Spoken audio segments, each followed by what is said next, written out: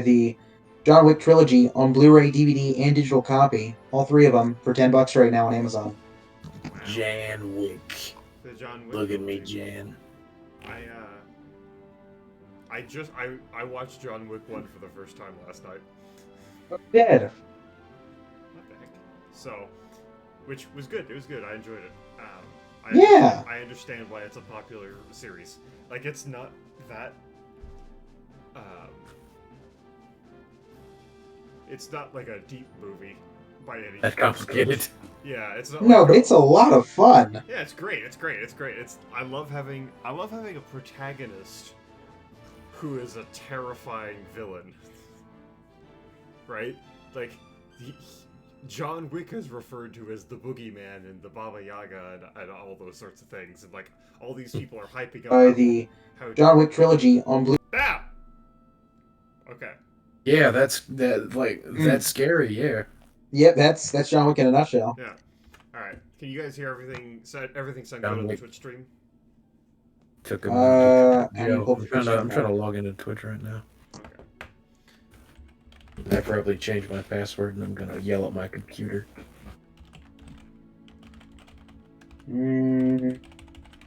Oh, I'm gonna do it. Here we go. I demand violence. I demand violence. I humbly request violence. Politely ask for violence. Politely ask for violence. I am no longer requesting. The time for requests over.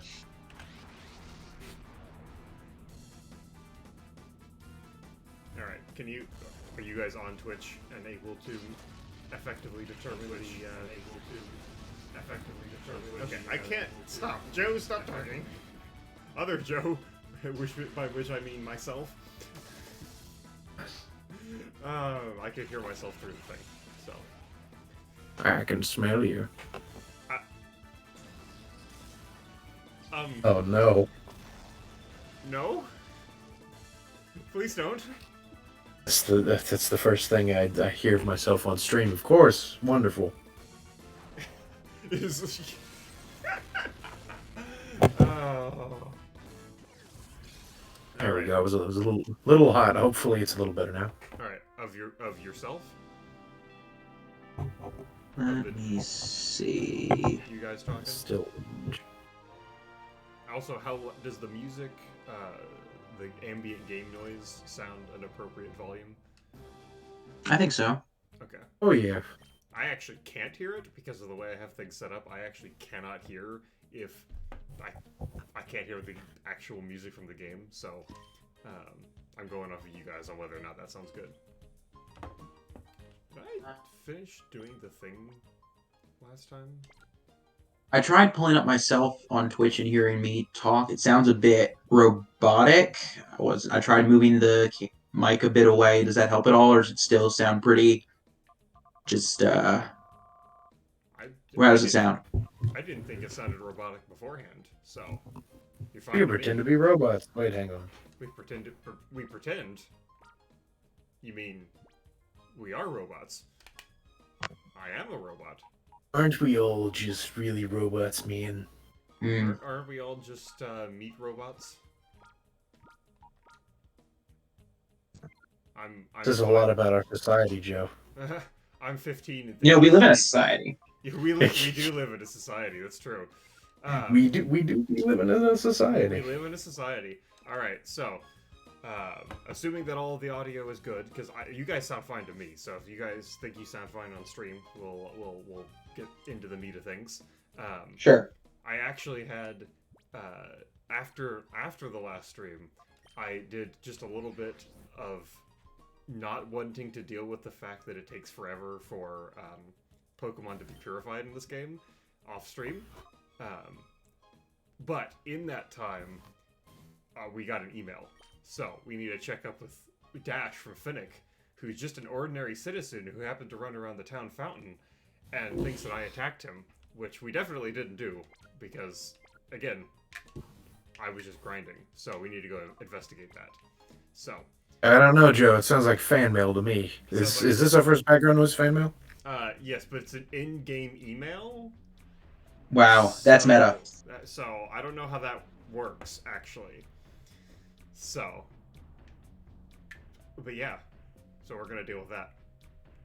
And do we want to just jump on into? I don't. Who was doing?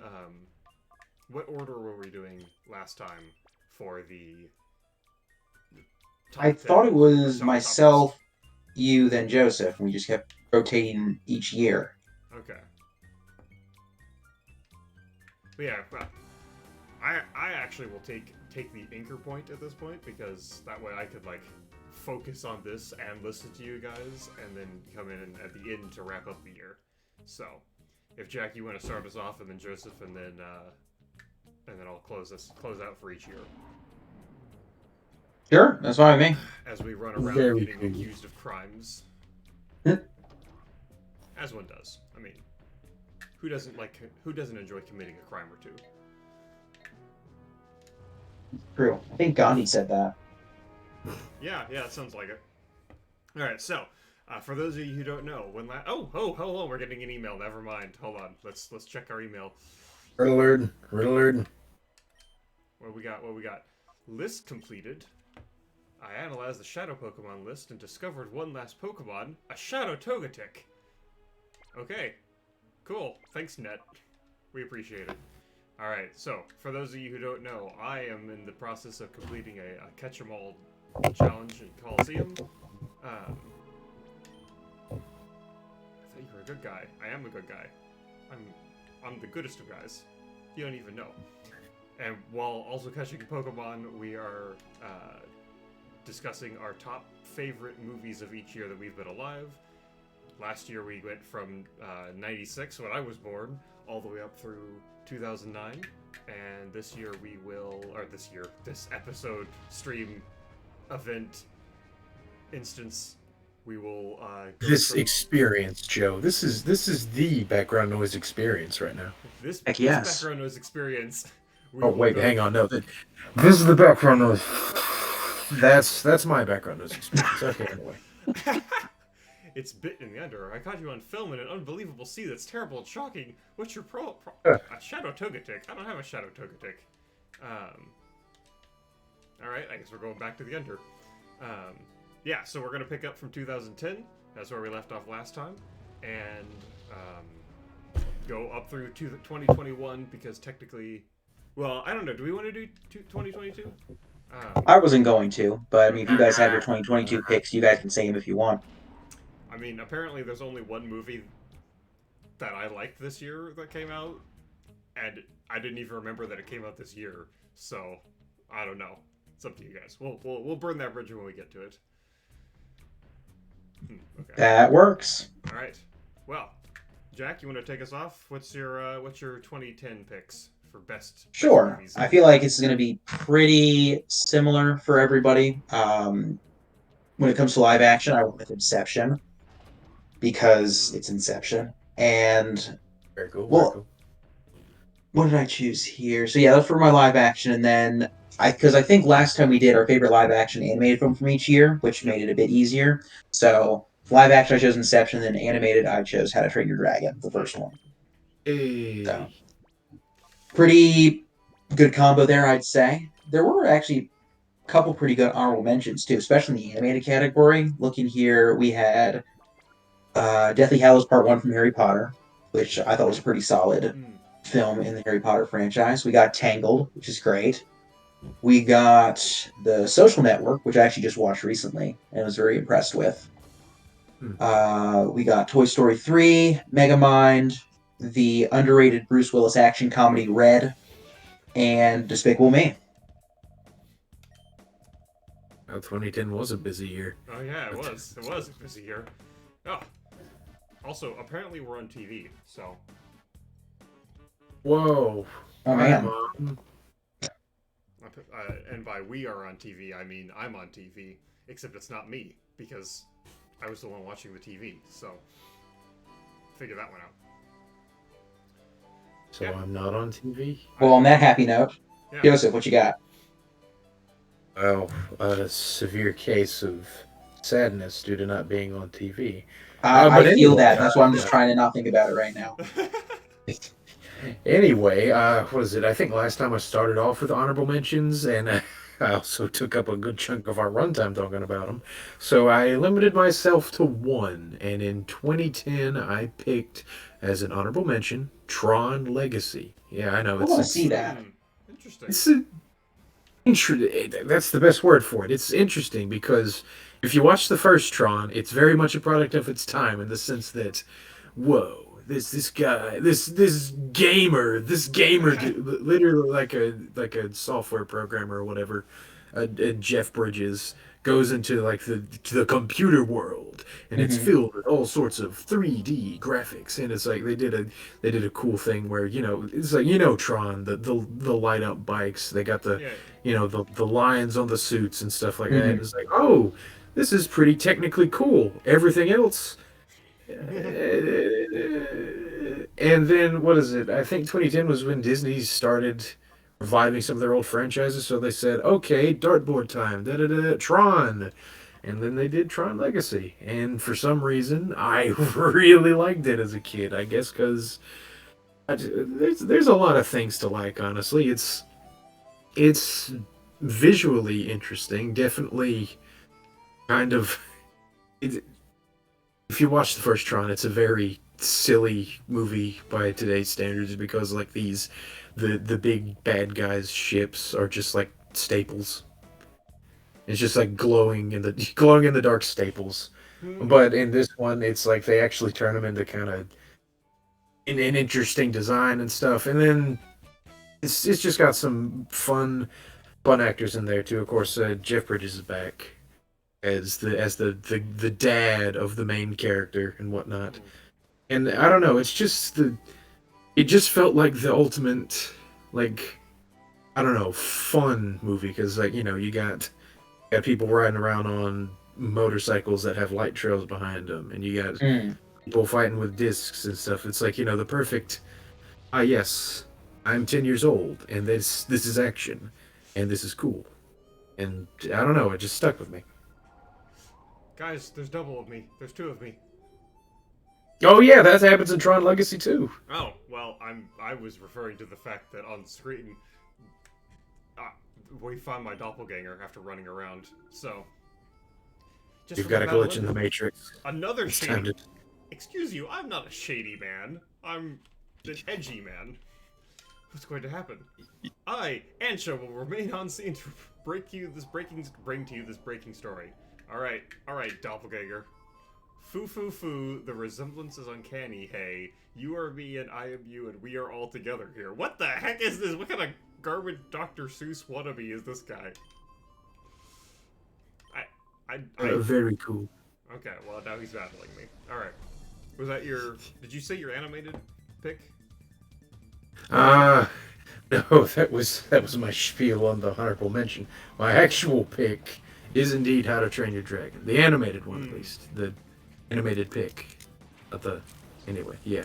What's to say? It's what else is there to say other than it's a great movie with a great score, fun characters, actions, and all that.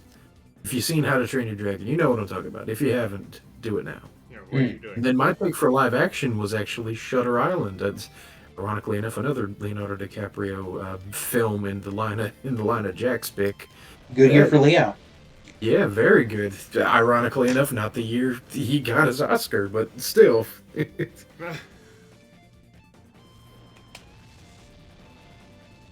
Fair enough. Yeah. I think I don't know if I could say that it's actually my favorite movie, but I mean, always Harry Potter, right? I will say Harry Potter just because I want to mention a humorous anecdotal story that I have, which is that I saw Harry Potter.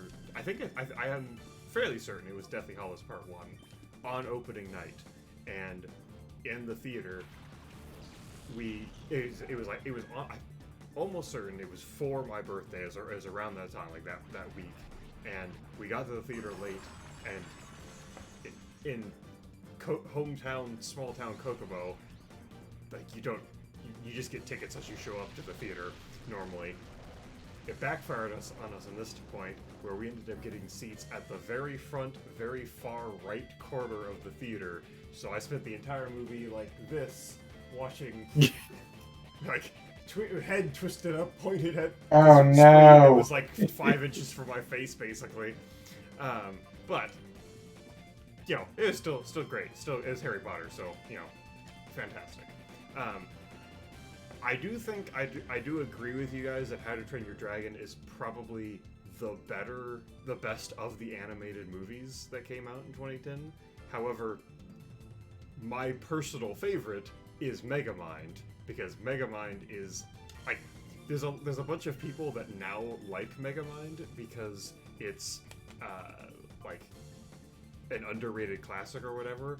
I liked Megamind before it became an underrated classic. I remember watching it in theaters and loving it, and I remember watching Despicable Me and thinking, oh, this is not as good as Megamind. And the fact that Despicable Me is the one that became a franchise and Megamind didn't upsets me. So, we're giving Megamind the praise and the recognition that it deserves here by naming it the best pick for animated movie of 2010. We're actually turning this stream into a Megamind review. We've pulled the rug out from under you. In fact, I've pulled the rug out from under my co-hosts. I'll now be taking over this program. Joe, Yeah. all right, bring up the movie. We're just gonna watch it on stream. Yeah. I'll activate screen share and we'll just have. Yeah, that's not going to get shut down. Oh, who's watching except us? Which will never know. I honestly, we're in this. There's a sweet spot. If you're below a certain viewer count and if you're above a certain viewer count, Twitch doesn't care because they're not. If you're below a certain count, they're not checking because who's going to pay attention? And if you're above a certain threshold, then they do care because then they care enough to keep you on despite you breaking the rules because of money reasons. But if you're in the middle, that's where you have enough attention to get noticed, but you're not popular enough to be worth them breaking the rules for. So Fair. Interesting. So because we're so small, they wouldn't notice or care. But I almost want to test the waters at some point, see if we can get away with watching something and how long we can do that before we get shut down. You know what? I do. Well, it's easy to do when we're risking Joe's account. yeah, It's true. yeah, Jack. Why don't you make a Twitch account and then we'll watch movies on your Twitch account? No, I don't want to get my account messed up. No. Ah, so it's fine when I do it. Yeah. Wait. What? Yeah. That's No right. way. Why don't you instead tell us your picks for 2010? Or Good 2011? transition, Joe. Well, it's just a bit of a spoiler for this review, or just my rankings per year in particular. I'm a big fan of the Mission Impossible franchise, so that'll be pretty clear in some of the coming years. But in 2011, my main pick was Mission Impossible Ghost Protocol, which automatically took what was already a good franchise, pretty good franchise, and turned it into a great, if not excellent, franchise. It was just an excellent film from Brad Bird, who rarely does live-action films, and he decided to do this one, and it was great. And ever since this film, Mission Impossible films have been a high point in action-adventure spy films. So, definitely, I think my favorite film from that year. And then for animated film, a bit of an underrated one here that not a lot of people talk about anymore, but I still think is great, is The Adventures of Tintin. Yeah. Which I think, at least last time I watched it, still held up pretty well. I've never seen that. It's very good. Should watch it sometime. I'm trying to think with the... I've only ever seen it in the context that like the budget for it was insane because like the amount of like computer generated detail was just Right. I believe, if I remember right, that was the last film of the mocap era. I think they pretty much stopped after that film. And to be fair, I think that was probably the best film of the mocap era because a lot of the other ones just had a bit of that Uncanny Valley vibe, whereas this one actually, the characters thought looked pretty good and were actually believable. I didn't think the animation looked too weird personally.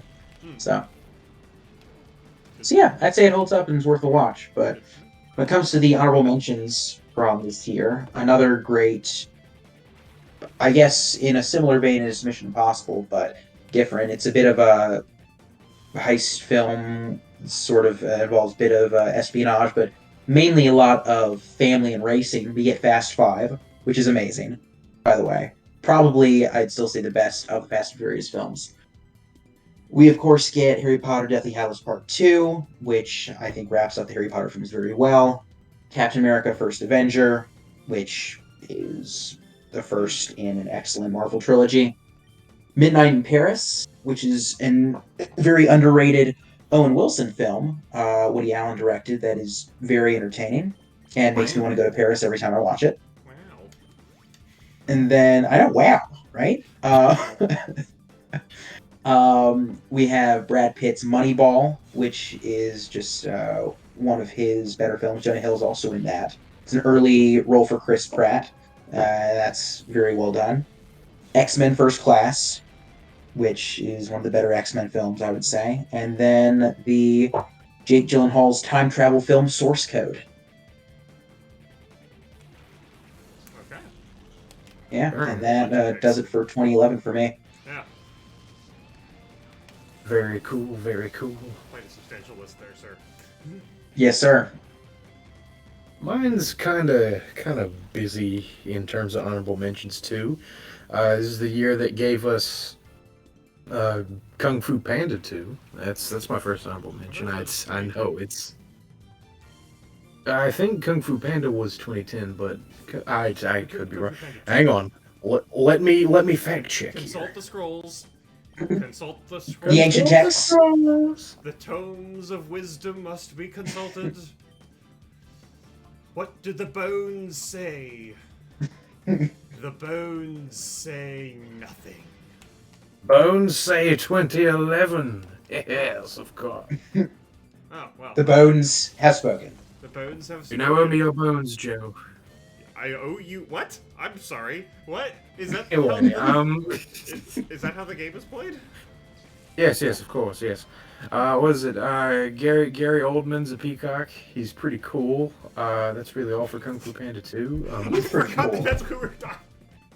I forgot that was the title of the movie we were talking about. Gary Oldman is a peacock. What? Hey, that's not a slur. It's his character. Oh.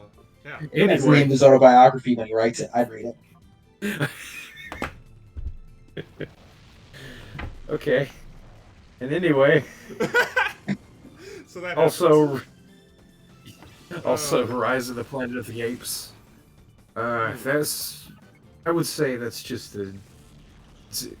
another good modern trilogy, I suppose. It started there, but it is not my favorite. My favorite live action film of 2011 is The Cabin in the Woods, or just Cabin in the Woods. There is no "the" in front of it. But yeah, that's the one. I can't remember who did that one.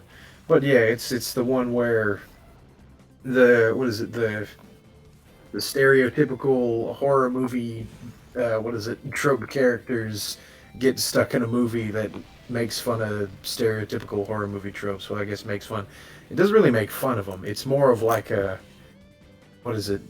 kind of plays upon the genre or whatever. It's really kind of a interesting film. It's a movie that's aware of the fact that it's a movie. And Yeah, a little bit. It's like, there's the cliche. Oh, you go to the cabin in the woods. Oh, you get warned by some crazy old guy that's don't go there. It's a terrible place or something. And it's really being orchestrated by a team of like scientists and stuff who are trying to like get their souls or something to keep the world from being destroyed. It gets really weird, but I mean that's not really a spoiler as much as it is, because it gets revealed at the very beginning. It's like, okay, they're trying to. It's like these office workers trying to just do this weird Like ritual, Hunger but Games, but horror. little bit, yeah. It's framed. Think of if it was Hunger Games, but you spent most of the time in the game room and like the inner like office politics of that or something. It's hard to explain, really. I'd just watch it. It's interesting. Alright. Oh yeah, and the animated movie I pick is Rango because it's Rango. Oh, I haven't seen that in years. I need to rewatch that. Well, I also picked Rango as animated movie because Rango, again, another movie that was not properly appreciated when it came out. I don't think I actually watched that opening night, but I definitely watched it like within a year of it coming out, and was like, "Oh, this is great. This is good fun." The Rattlesnake Jake is great. The Rango himself is great. Played by played by our favorite pirate, and excellent. Jeffrey Rush. No, Johnny Depp. I know. Okay, I was trying to be controversial. I couldn't tell if you were being serious or not. I'm like, okay. Editor, cut this out. Joke flopped. Get it out. Get it out. Yeah, get it out of here. Get it out of here. Yeah. So excellent movie, Ringo. Also an underrated classic. Go watch it. Underrated. Not, I don't know. Classic. But Modern classic. Cult classic. Right. That's what the term. Right. That's the term we use. And then I would say, I would pick live action would be X-Men First Class. Probably one of my favorite X-Men movies. Of the like more modern, because I feel like there's kind of a cutoff. Like there's the first ones. There's like X-Men that started as this modern that really started the modern superhero genre. But then X-Men First Class, I feel like, is a change in how they, I don't know, how they're structured or whatever. But I very much enjoy X-Men First Class. I enjoy the banter between the best part of the X-Men movies is the banter between Charles and Eric, and like 30% of that movie is the banter between Charles and Eric. So it's almost like that makes it work. So. Two good characters and two good actors. Who'da thunk? Two very entertaining characters played by two very good actors. It's almost like it's a dead ringer for a winner. So, who would have thought? All right, Jack. Very good. Let's bring it into 2012. Alrighty. Since everyone else seems to be doing this anyway, I'm going to start with honorable mentions and then do my favorites to build up the suspense. Okay. I am going to make an executive decision and say, let's keep our honorable mentions to one movie we think really deserves it, because I don't want to be up until 11. Oh yes, that's fair. Man, that's hard. I am an old man who needs. All right, fair enough. All right. Well, then, if I have to only pick one, for 2012, I'm gonna go with Chronicle. That was underrated superhero film from that year that was very well done. That was one of Michael B. Jordan's earlier roles, and I thought that was very good. So, had a couple here, but for Joe's sake, I will save those for another time. And for when it comes to the best animated film that year, had to go with Wreck-It Ralph. I couldn't really think of another animated film I particularly enjoyed a lot that year, so I just went with that. It's fun, it's enjoyable, can't complain. And then for 2012, my favorite live-action film, I actually had to go with Premium Rush, which is a Joseph Gordon-Levitt film. It's got him as the hero, Michael Shannon's the villain, and basically it's about he has to deliver this package and keep it away from this corrupt cop. And it's filmed beautifully, and it's an extremely underrated film in my opinion. Definitely worth the watch. Interesting. I'd never heard of that one, but I'm a big fan of John C. Reilly stuff, so was it Wreck-It Ralph was on one of my honorable mentions, but my official honorable mention for 2012 would probably have to be Abraham Lincoln Vampire Hunter. Ah, yes. Yep, that was on my list of honorable mentions. It was great. Well, I'm glad we covered the bases, because it's It's a movie. It's one of the movies of all time, as the kids say. It is one Mm, of the movies of all time. true that. It's Uh, I don't know. It's funny because it's got a lot of now pretty big actors. I guess it's got Dominic Cooper. It's got dang uh I feel bad, but I, Falcon. He's in there. Oh yeah. yes. Oh Yeah, yeah. shoot, Anthony Mackie. Yeah, Anthony Mackie. I'm sorry, Anthony Mackie. I know I've seen You some have of to the do other better, movies. Joseph. Oh no, no! uh, oh, oops. Hold on. Yeah. Was it what's his face Walker did nothing wrong? Hashtag justified. I don't know. Anyway, yeah, Abraham Lincoln Vampire Hunter, where indeed the president Abraham Lincoln is a vampire hunter, and he instead of being a what is it?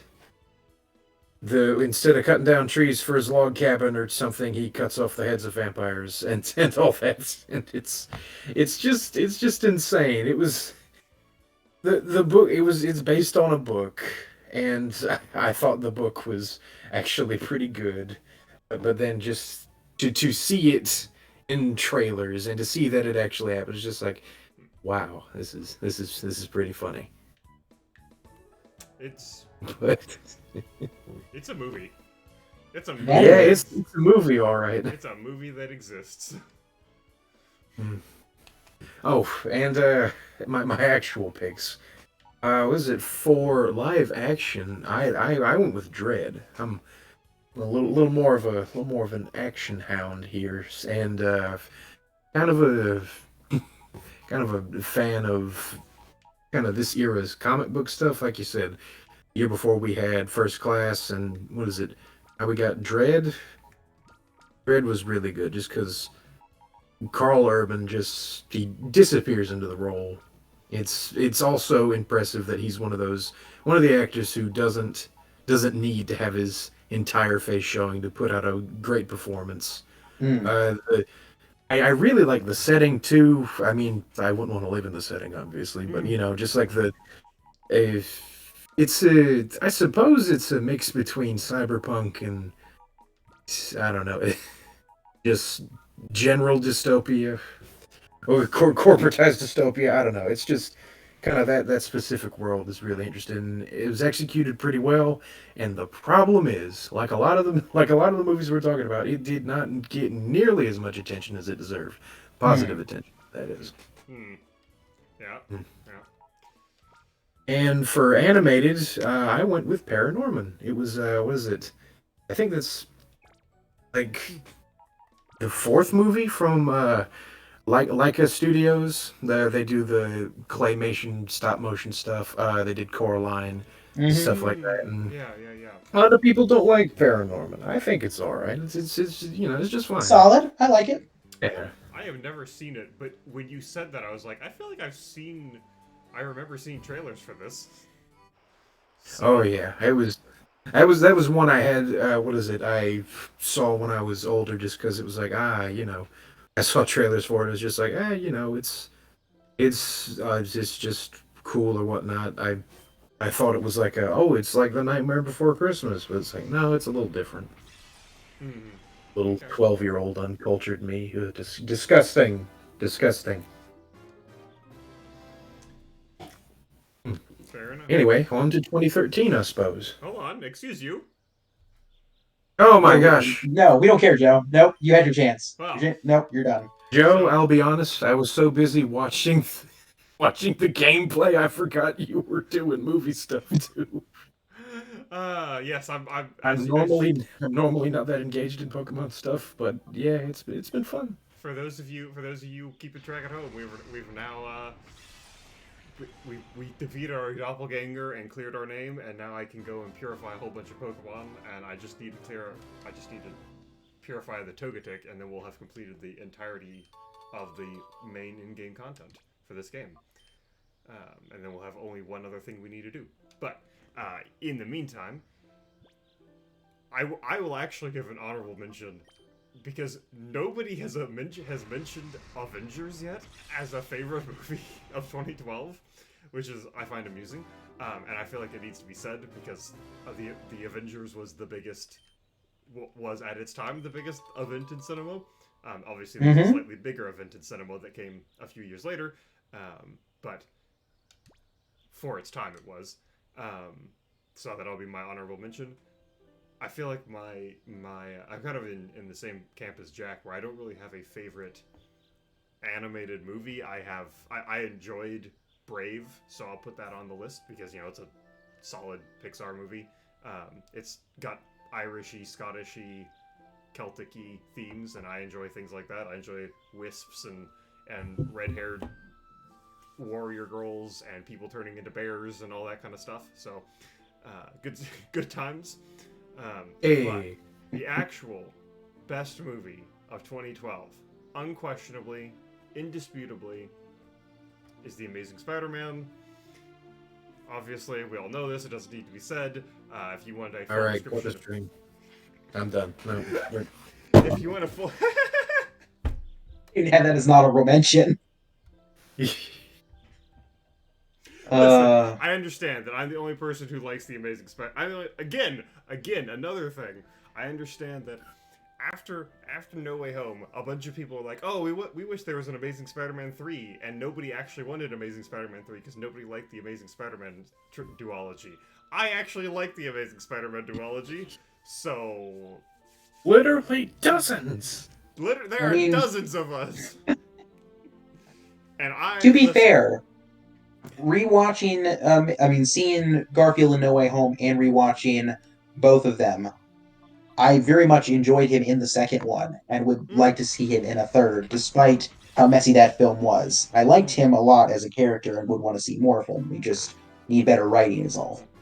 I was gonna say, just please don't get someone named Mark Webb or mm. someone named Webb to direct a Spider-Man movie. It's just uh, it's too silly. That's definitely what causes it, and nothing else. Oh, what 100%. what about someone named like Tarantula? Tarantula. All right, I'm gone again. All right, but yes, for full thoughts on for full context on my thoughts about why Amazing Spider-Man is great, you should go see our Amazing Spider-Man episode. Um, I will. I ironically like talk about how great Venom was or how great Morbius was because it's funny. I actually unironically enjoy Amazing Spider-Man. So Oh Right. yeah, no, Amazing Spider-Man may as well be the Godfather compared to Morbius, but that's not the point. yeah, although it's not Our actually a principle. compliment. I think it might be an insult to the Godfather, but whatever. Wait, All right, Jack, here it is 2013. to the one other person in chat. 2013. Alrighty. Um, so for my honorable mention, I'm going to go with the third film in the Cornetto trilogy, which is Simon Pegg and Nick Frost's trilogy they did with director Edgar Wright. And it's actually, I think, my favorite of the trilogy.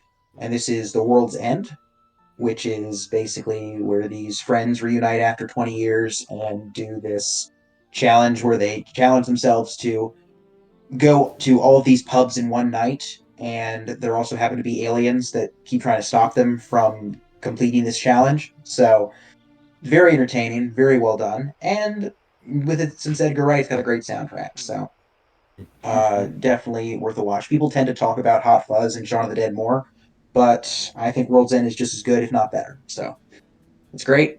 And Quality pick, what was that? quality pick, Well, honestly. thank you, thank you.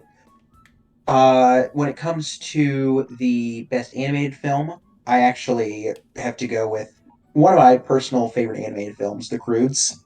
This is one of Nicolas Cage's best voice roles, in my opinion, and it's just hysterical. And I quote it with my family all the time.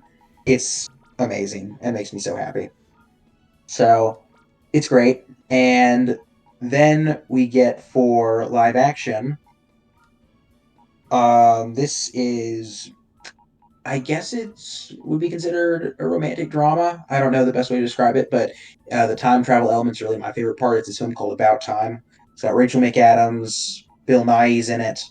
Um, it's mainly a British cast, but it's excellent, and it's like one of my probably top five favorite films of all time. Okay. I've never heard of it, but it sounds interesting.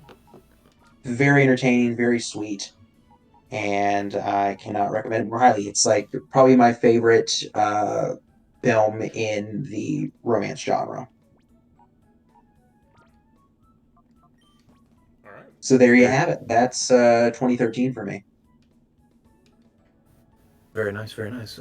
I'll admit I cheated a little bit when it comes to this section. So sue me first of all, All and right. second of all, Lawsuit pending. wait, no. All right, I actually didn't have any honorable mentions. I think I was running low on honorable mentions because just like all right, just but for animated, I cheated and actually picked Pacific Rim because the main part of that is animated. So, what is it? The big robot fights, which is the thing that matters, is Okay. animated. Yeah. So Fair enough. it's an animated movie. And for those of you who'd like to dispute me, please send my Send all complaints to a professor. No, no. Yeah. Actually, Just please email go address. go ahead and send them to me, and I'll just forward them along to him. It's okay. I'm fine with that. Editor, cut out the email address. Oh, no, don't worry. Don't worry, I didn't actually say it. Anyway, yeah, it's again like Tron Legacy. It's just that perfect fun movie. It's got enough, I don't know, elements in it for it to be, I guess, coherent enough as a film. But then you've got a giant mech suit using a barge to knock out a giant monster that spits acid at a building. What's not to love? It's what movies were meant for. It really, if you think about just like kind of how fiction has evolved, we're going into video essay mode. It's just like how how fiction has evolved. It's just like, okay, what's the most fantastical, crazy thing in science fiction we could do? This. I mean, there's a bunch more, I'm sure, but it's like this is a good example. I I mean, I heard someone describe it as it's the most human movie. It's the most human response to monsters because if humans saw giant monsters coming out of the ocean, our natural response would be build giant robots to punch the monsters back into the ocean. Mhm. That's I mean, it about the makes most sense. human thing you could think of. Fair. We won't let them destroy the what is it, San Francisco Bridge anymore. Yeah. Only that one too. And for a more, it's again more. I feel like instead of animated and live action, I'm picking actually good movies and then just goofball films. But my real pick, I suppose, is Snowpiercer. I'm a big fan of Snowpiercer and have not watched the show because I will only be disappointed by anything that's not the movie Snowpiercer. Hmm. Pretty much, it's a movie about this. The end of the world's happened, and this one man built this train. It's a perpetually propelled train, and it's gone on for like 100 years in this like Arctic. It's Arctic hellscape, which is kind of oxymoronic, but still, just everything around it's frozen, and the only people left on Earth, supposedly, are the people in the Snowpiercer, and it's just Hmm.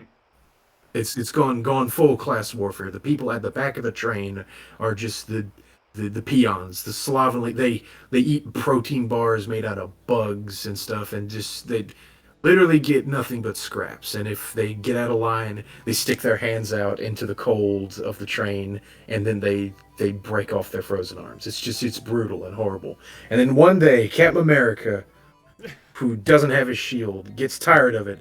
He joins forces with like a bunch of other miscreants, and they decide to stick it to the man and go to the front of the train to stop this horrible cycle of just abuse that they suffer and all. And it's Very, very well shot film, very well Mm. written film. I enjoy the themes a lot, and it's got some good, good's a bad word, great performances. Hmm. Okay. I am going to have to punt on 2013. Um, when the year was 2013, I was Avengers had just come out. I was in full on like superhero, only watching superhero movies. So the only movies I saw in theaters that year was superhero movies, and none of them were good. Let me just run you down the list. Let me just run you down the list of the movies that came out, superhero movies that came out in 2013. Iron Man 3, which I probably is the best of them. Thor: Dark World, Man of Steel, and The Wolverine, uh, which is only slightly better than the Wolverine Origins garbage that came out even earlier. And then there's probably a bunch of other nonsense that also came out. Oh, Kick-Ass 2, cool. Nice. So it was all superhero movies, and none of them were actually good. And so I never have gone back and watched any of the actual good movies that came out that year. So I don't know. I'm sure there are. I'm sure Snowpiercer is an excellent movie. And Jack, I've already forgot what you said, so I'm sure that was also a good movie. Um, but I do not have favorite movies of that year. How to Train Your Dragon 2 came out. That was pretty good. I think. Yeah. There you go. So I did go back and eventually watch that when I watched through the whole trilogy. So there we go. That's Good my for pick. you. How to Train Your Dragon 2, 2013. Excellent movie. Very Back to you, cool, Jack. very cool.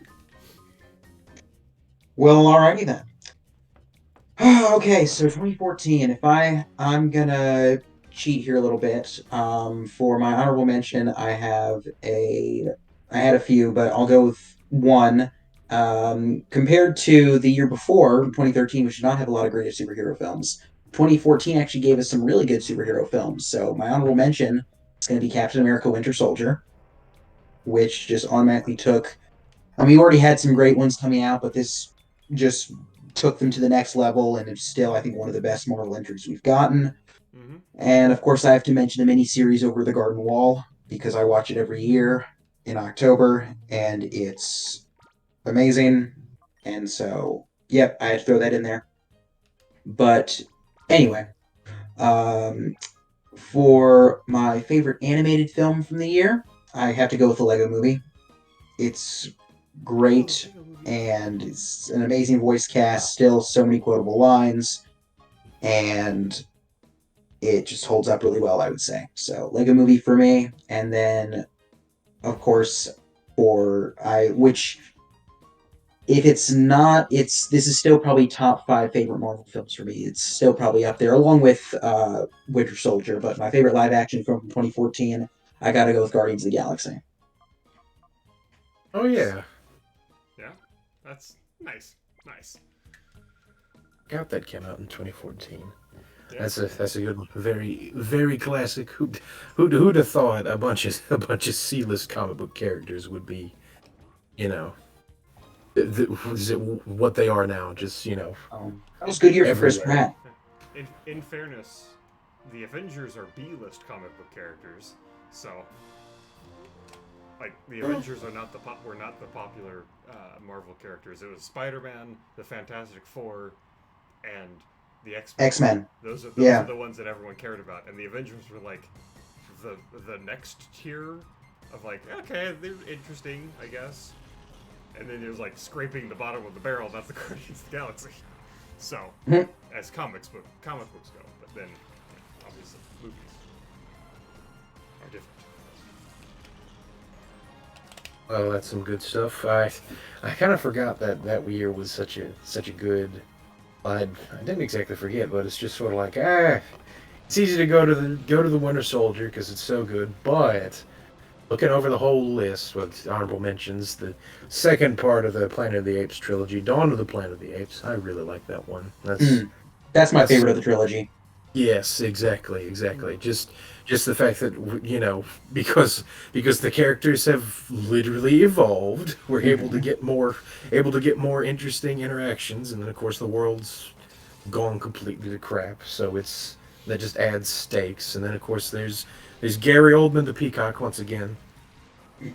But this time he's not a peak. Literally plays a peacock in this. No, I'm not Oh, misremembering that's this. right. No. He evolved to a peacock. I forgot. Yeah, Exactly. that's Yeah. the obvious next stage of evolution, just in general. Right. People think everything goes to crab, but no, it goes to peacock. Mm. why does why does nature keep evolving crabs? Because there is only crab. There is Anyway, speaking of crabs, X-Men Days of Futures Past, there is no crabs in there, but it's still a really good movie. I think that may be just that and spoilers for later in the list. That and Logan may be the two films in like the whole X-Men thing that can stand on their own as films. Mm. As like you don't necessarily need to watch the other ones or even know what the X-Men are to know this to get this story to kind of understand it and really enjoy it because again it's held up by great performances. It's if you have seen the other movies, it combines everything good about the old trilogy with the new and fixes some parts of the old trilogy too. I'll never get over that. It's just I think that was the first time I realized, movies can movies can disregard other movies or like one writer cannot like one thing, and if they have enough clout, they can just erase other movies if they want. And it's just Mm. like wow, it's a double-edged sword, but that's beside the point. It's a really good movie, very cool. And for animated, I also said the Lego Movie because it's the best. Yeah, I won't I've said believe. that about several movies, however. Yeah, I won't belabor the point. I mean, Lego Movie, excellent animated movie. Um, honorable mention. I'll just give an honorable mention to all of the superhero movies. Captain America, Winter Soldier, Guardians of the Galaxy. Not Amazing Spider-Man 2. I can't support that one that well. I was originally going to say uh, the Kingsman movie because Kingsman is excellent. Not a superhero movie, but excellent action. I guess now it's a series. It's a proper series, really. Also based on comic books, though, as my understanding. However, um, last night, like this is late breaking news. Last night, Whoa. has gotten upset because I finally watched for the first time John Wick, and so because of that, I now enjoy that more because it's the action movie that I watched most recently, and that's pretty much how action movies work: is whichever one you watched most recently is the best. Mm. So because of that, it's John Wick. So, but also Kingsman is excellent. So. That really was. Yeah, we keep hitting themes with these years like that. Apparently, 2014 was the year of just Excellent. stylized spy thriller action Yeah. things. Because John Wick and Kingsman, there's enough of a through line there, I'd say. John Wick, Kingsman, and Captain America: Winter Soldier, right, are all Oh yeah, reasonably grounded action. I mean, Winter Soldier is the least grounded of the three, because they're pretty literally grounded, yeah. flying helipad things. But like reasonably well-grounded action movies, right? Mm. So, with each in their own way, great fights. Very different styles of choreography, right? John Wick is like just brutally punching the crap out of people. Kingsman is like over the top, ridiculous, like Matrix style shots, right? And Winter Soldier is standard Marvel fare, so. But very good year for action movies. very cool. Indeed. Well, moving on to 2015. If I have to choose just one honorable mention, I would probably go with Ridley Scott's The Martian. Yeah. That was one that was one of Matt Damon's best, in my opinion. And I feel like we got a few space films within this period of time. Like we got Interstellar, we got Gravity, but of them all, I think The Martian has to pretty easily be my favorite out of all of them. So, very much enjoyed that. When it comes to animated film, go with Inside Out. I think that was one of the better Pixar films post Up, and I think is probably still one of my favorites there. I think it's very humorous, and the way that they're able to portray things that actually happen in our minds every day, I just found uh, very entertaining, and I think they pulled off very well. So I think Inside Out's great, and then 2015, just like from a few years back, favorite live action, I had to go with Mission Impossible: Rogue Nation, continuing that same level of quality that we got with Ghost Protocol. You get another great one, and I can't complain. It was just awesome. Yo, I think I figured out which one of us Disney owns. Uh, oh, hey, I didn't even realize that we have first person who's watching and has commented. So, Oh my gosh. hey, Reese. And I'm sorry that your cat is licking your hair. No cat owners. What is it? It must be like the opposite of a full moon. All the cats are going nuts tonight. I mean, yeah, Reese, you weren't here for this part, but before we started streaming, my cat was playing with my razor and like chasing it around the room, and there was much moaning, groaning, wailing, and gnashing of teeth. Also, apparently this guy got in here by UFO, so I'm not sure what's going on with this game. Hey, yo. That's just about as crazy as my first pick. Also, Jack, don't worry. I was just kidding. I know we're all owned by Disney at this point. Yeah. Anyway. They're Uh, everywhere, man. Let's see. My first pick for 2015. I actually didn't have a lot of honorable mentions because, again, I think I was running out of steam. But for live action, again, I'm cheating a little again. For live action, which is objectively a good movie, I picked Mad Max Fury Road. It's It's a good it's one. just it's very good, but it's hilarious to me that this one guy, this one Australian director, just decides to one day after I think it was 25 years. I could be wrong, but 25 years after he did his last movie, just like, all right, I want to make another one. Let's make some of the most complex moving sets that have possibly ever been imagined. Go to the middle of the Australian outback and just film this thing, Yeah. and it's amazing. It's great. Fair enough. Also, it started the trend of noticing that Tom Hardy can only act in is it with the lower half of his face covered, so that's also interesting. But yeah, you can pick so many things about Mad Max Fury Road that are great. Just the score, the actors, the. All right, so hold on. I'm pulling out the fun facts. Did you know? You probably did. It's probably did if you're a fan of the Mad Max saga. That the bad guy in this one, Immortan Joe, actually played another bad guy in the second Mad Max movie, which has led to the theory that all these films are actually connected, or that Mad Max is just crazy and he keeps seeing the same people doing the same bad things or something. I don't know. There's a stupid fan theories that say everybody's dead too, but that's not the point. It's just a really good really good concept done to the fullest extent that it could be of a post-apocalyptic chase movie, and it's great. And my cheat pick.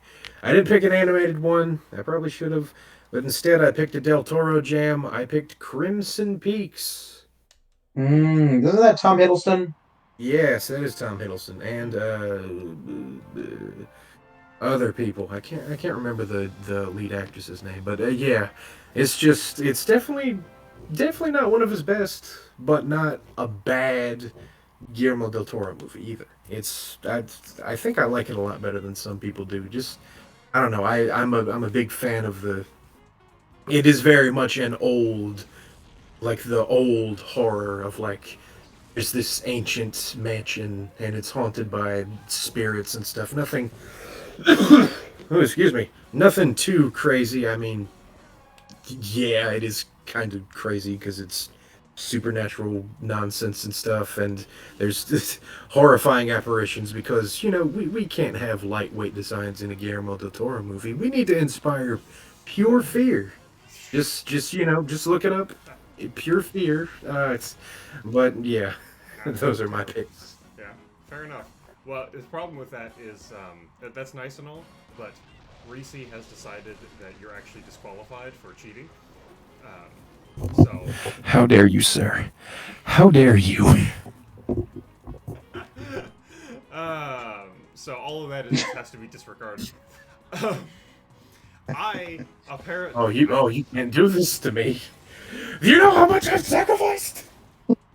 Literally nothing. Nothing. You're not the one who's trying to pick on while also talking about favorite movies. So, and obviously that's the only thing that counts for sacrifice in this department. Your mother was a hamster. Yes, thank you, Reese. Pulling out the deep cutting insults. Your mother was a hamster. You can't say that. It's Joseph's mom's birthday. I'm tracking your IP right now. I'm gonna find you. You're done. No. Thank you for watching. I don't mean it, I swear. You don't mean thank you?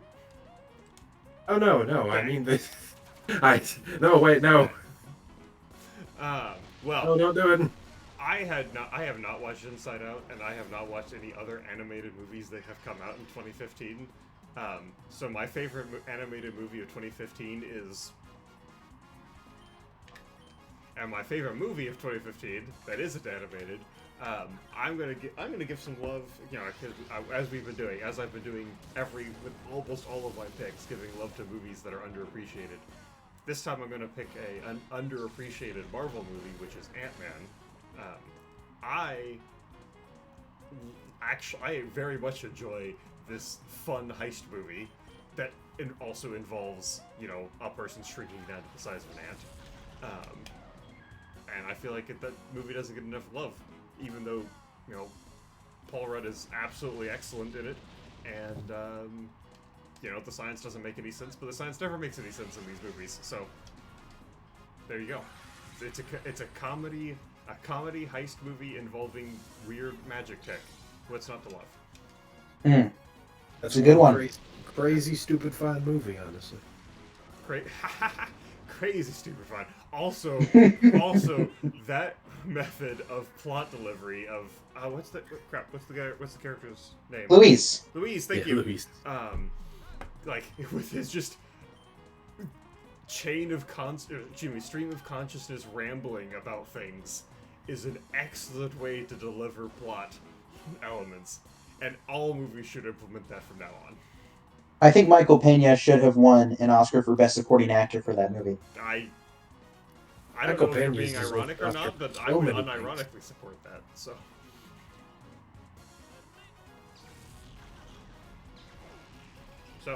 yeah. There you go. I guess we're on to now 2016. So, in 2016, I remember it like it was 6 years ago. Well, hold on. 2016 was 6 years ago, and that's not allowed. I'm not okay with that. We need to go back and fix that.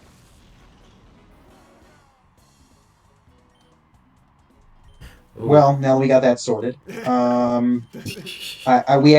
have a question. We have a question from Reese. A very good one. Probably answer before we go on. Which actor would you choose if you were making a film? Chris Pratt or Paul Rudd? I mean, first of all, why do I have to pick?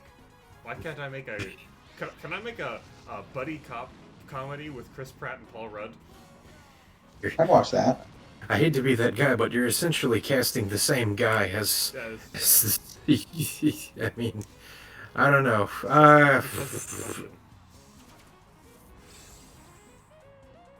I don't know. I mean, if we're not going for range, not to go with either of them, but they have their types. I'd still probably go Chris Pratt though. I don't know. I haven't seen many of Paul Rudd's more serious roles, but I think Chris Pratt can pull off serious.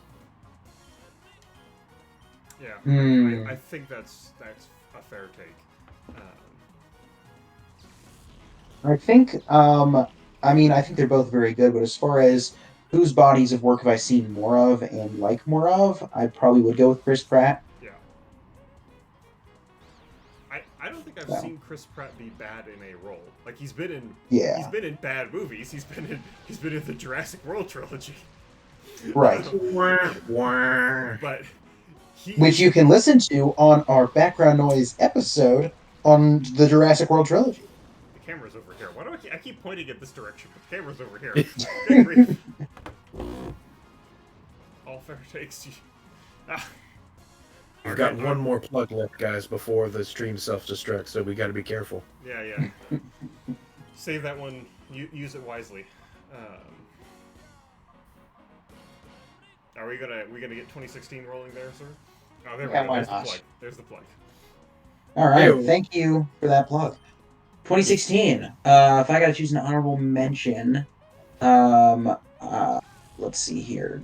Joseph already mentioned one of his favorite Leica films, so I'm gonna go with one of mine, Kubo and the Two Strings. That Yeah. was a beautiful film. It's got some very pretty music and a solid cast. Really, uh, it was great. I really don't have anything much else to say about that. And because I'm not going to get the chance to mention, because there isn't a single other good Star Wars film at all that happened after this year, I'm just going to say it right now. Rogue One was great. I like Mm-hmm. it. Mm-hmm. It's an honorable mention. I'm just saying it now. But anyway, if I have to do live action animated, uh, uh, as far as my favorites from each year, animated, we're going with the film Your Name, which was an anime film directed by, I believe it was Makoto Shinkai, and it has one of my top five all time favorite soundtracks. It's very well done, and it's, I think the best way to describe it is it's basically this guy and girl keep switching bodies every day, and they're trying to figure out why it happens. Okay. Hmm. It's interesting. It's very much an anime kind of movie, Yeah, yeah. That but sounds like it. That sounds like something the yeah, Japanese would do. yes, it definitely fits that bill. But very well done, and again, the music and just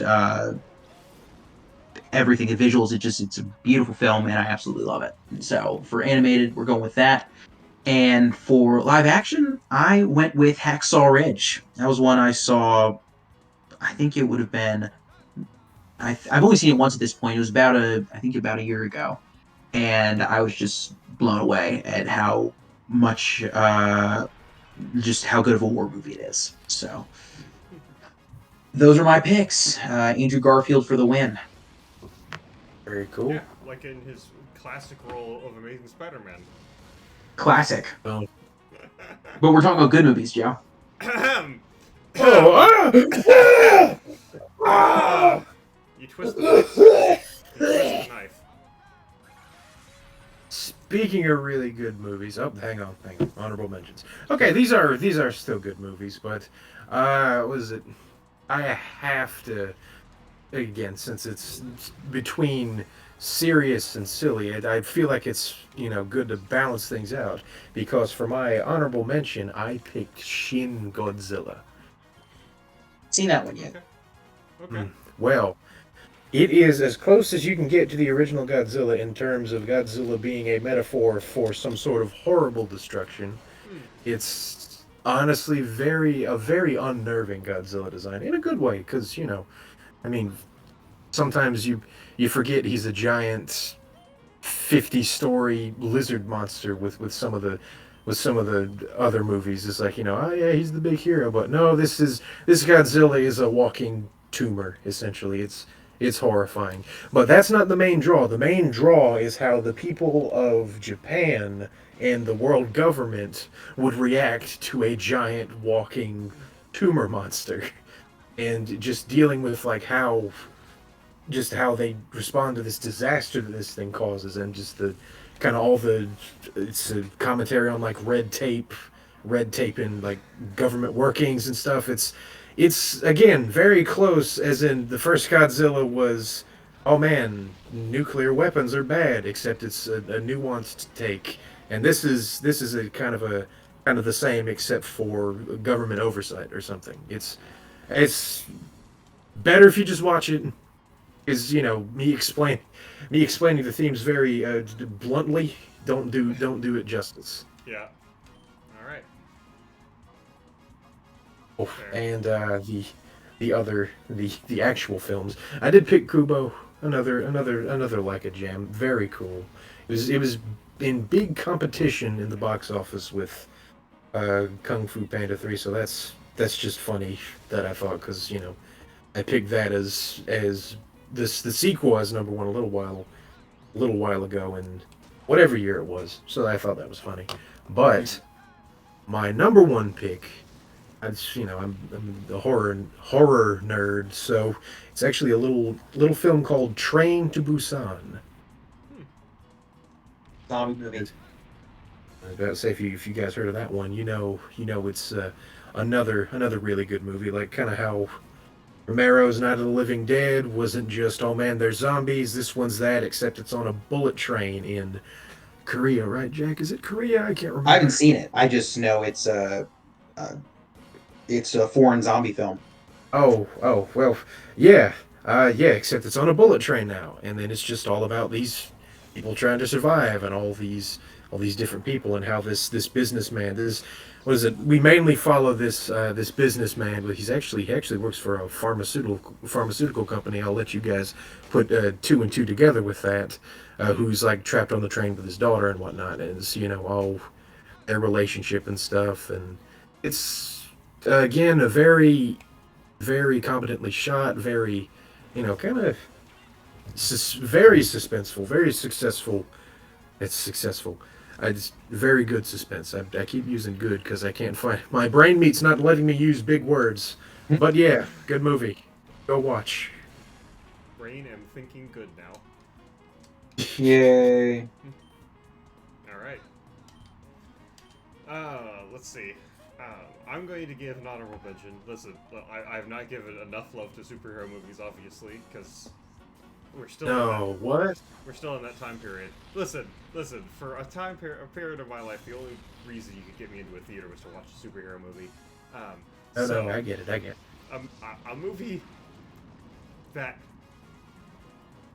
is a good movie in the sense that it's a movie that is well constructed, but I can't say it's a good movie in the sense of it being a morally good movie, which would be Deadpool. Hilarious. Also, it's like, hey, what if we made a superhero movie that you couldn't show your parents? It's true. So, I cannot in good conscience recommend that anyone watch Deadpool. However, if you do watch it, it will be hilarious. So that's why I it's my thought this was honorable just a mention. regular superhero movie, but then I saw that red guy turn that other guy into a kebab. Other words in between it. You're missing some words from that quote, sir. I mean, a very enjoyable movie. Very, very enjoyable movie. I mean, Kung Fu Panda 3 closed out a solid trilogy. I think this is the first DreamWorks trilogy that closes out well, but not the last. I won't have that disrespect lobbed towards Shrek the Third, sir. Like I said, the first DreamWorks trilogy that closed out well. And then, I'm seething.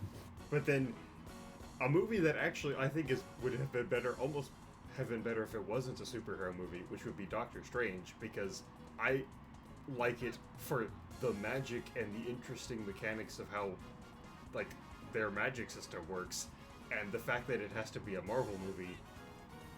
I mean, the fact that it's a Marvel movie is probably the reason that I watched it.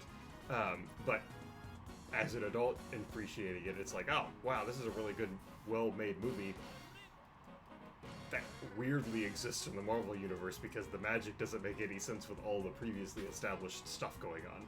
But we'll let that pass. And because Doctor Strange is excellent. It's a shame that they didn't make a second one. It's a shame that we only got one really good Doctor Strange movie, and they didn't make a mediocre sequel movie that has nothing to do with the first one. It completely destroys the character and completely destroys everything that was built by the first one. But I'm glad that they didn't do that, actually, because that would have ruined it. Hey guys, you ever heard of this crazy guy named Sam Raimi? Yeah, it's a guy who's never made a bad movie before, right? For real? Maybe they could get him to do a Doctor Strange sequel movie. That would be No. great. I couldn't possibly turn out horribly wrong and horribly ruin everything. They can't help but feel like we've been here before. So, anyway, 2017. Jack, you got some thoughts? You know, I think I do, Joe. I'm a little bummed, Joseph, because in 2016 I thought you were going to mention 10 Cloverfield Lane, which is why I didn't mention it. But I'll let that slide. So I'm anyway, controversial take of the night. I'm not a big fan of 10 Cloverfield Lane. sadness. I don't know. It's just I simply don't like it. That's You all. have lost my respect, but we'll talk about that later. Fair Anyway. enough. Fair enough. So 2017, since Joe's been giving so much praise to superhero films, it's very much as far as my honorable mention and favorites, very superhero heavy. So honorable mention, I have to go with Thor Ragnarok, which is still the best Thor film by a mile, I would say. It's very well done, and I still have a blast both when I first watched it and rewatching it recently. It's great, so can't complain there. And then animated film, had to, of course, go with the Lego Batman movie. One of the best Batman movies we've ever gotten. And I'd say it still holds up very well. It's easily Batman at his funniest.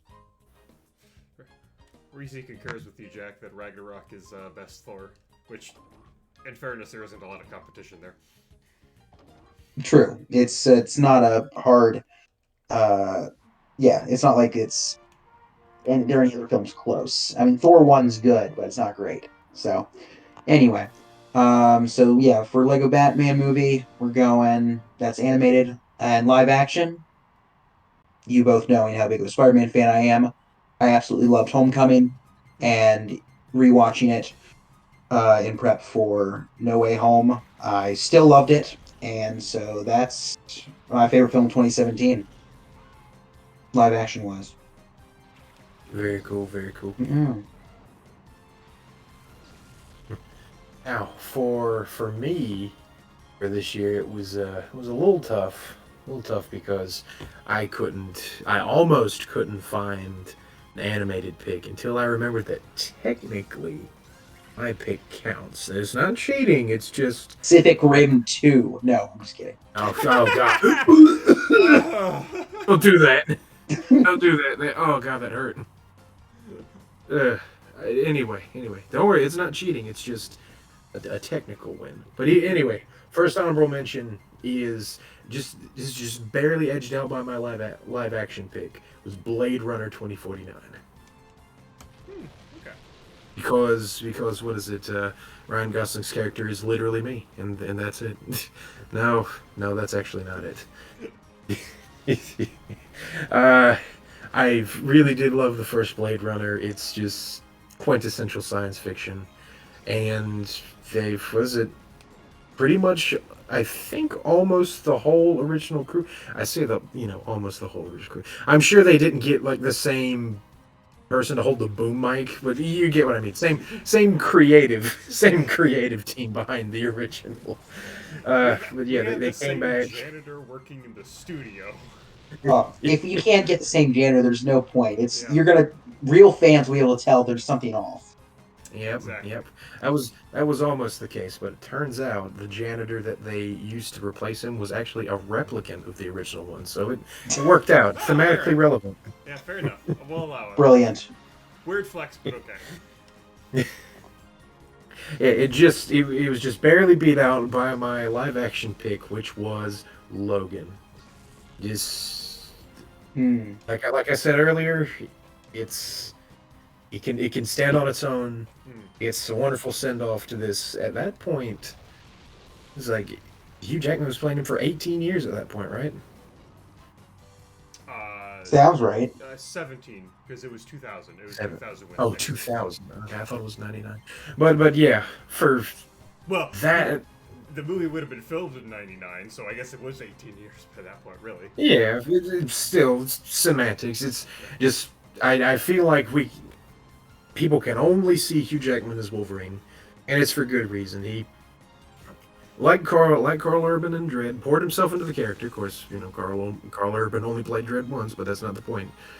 Uh, it's it's it's hard to believe that the guy who did such a different film as I think I mentioned Walk the Line when we in our last top movies countdown. Check that out. But yeah, the same guy who did Walk the Line did Logan, which was a biopic of Johnny Cash's life, and it's just you'd think it'd just be a horrible pick because that was kind of his only big thing until then. But he takes elements of a western, elements of like what's come before, and works with X-Men stuff, and also an R rating, which I think that's the only way you can really do a Wolverine movie. It's just kind of what it is. It's not that the rest of them suffered without it, but it's with this, it was kind of perfect for the tone they were going for because it's a very admittedly pretty bleak film, but still it's got just enough to keep you hooked. And oh yeah, it's such a good movie.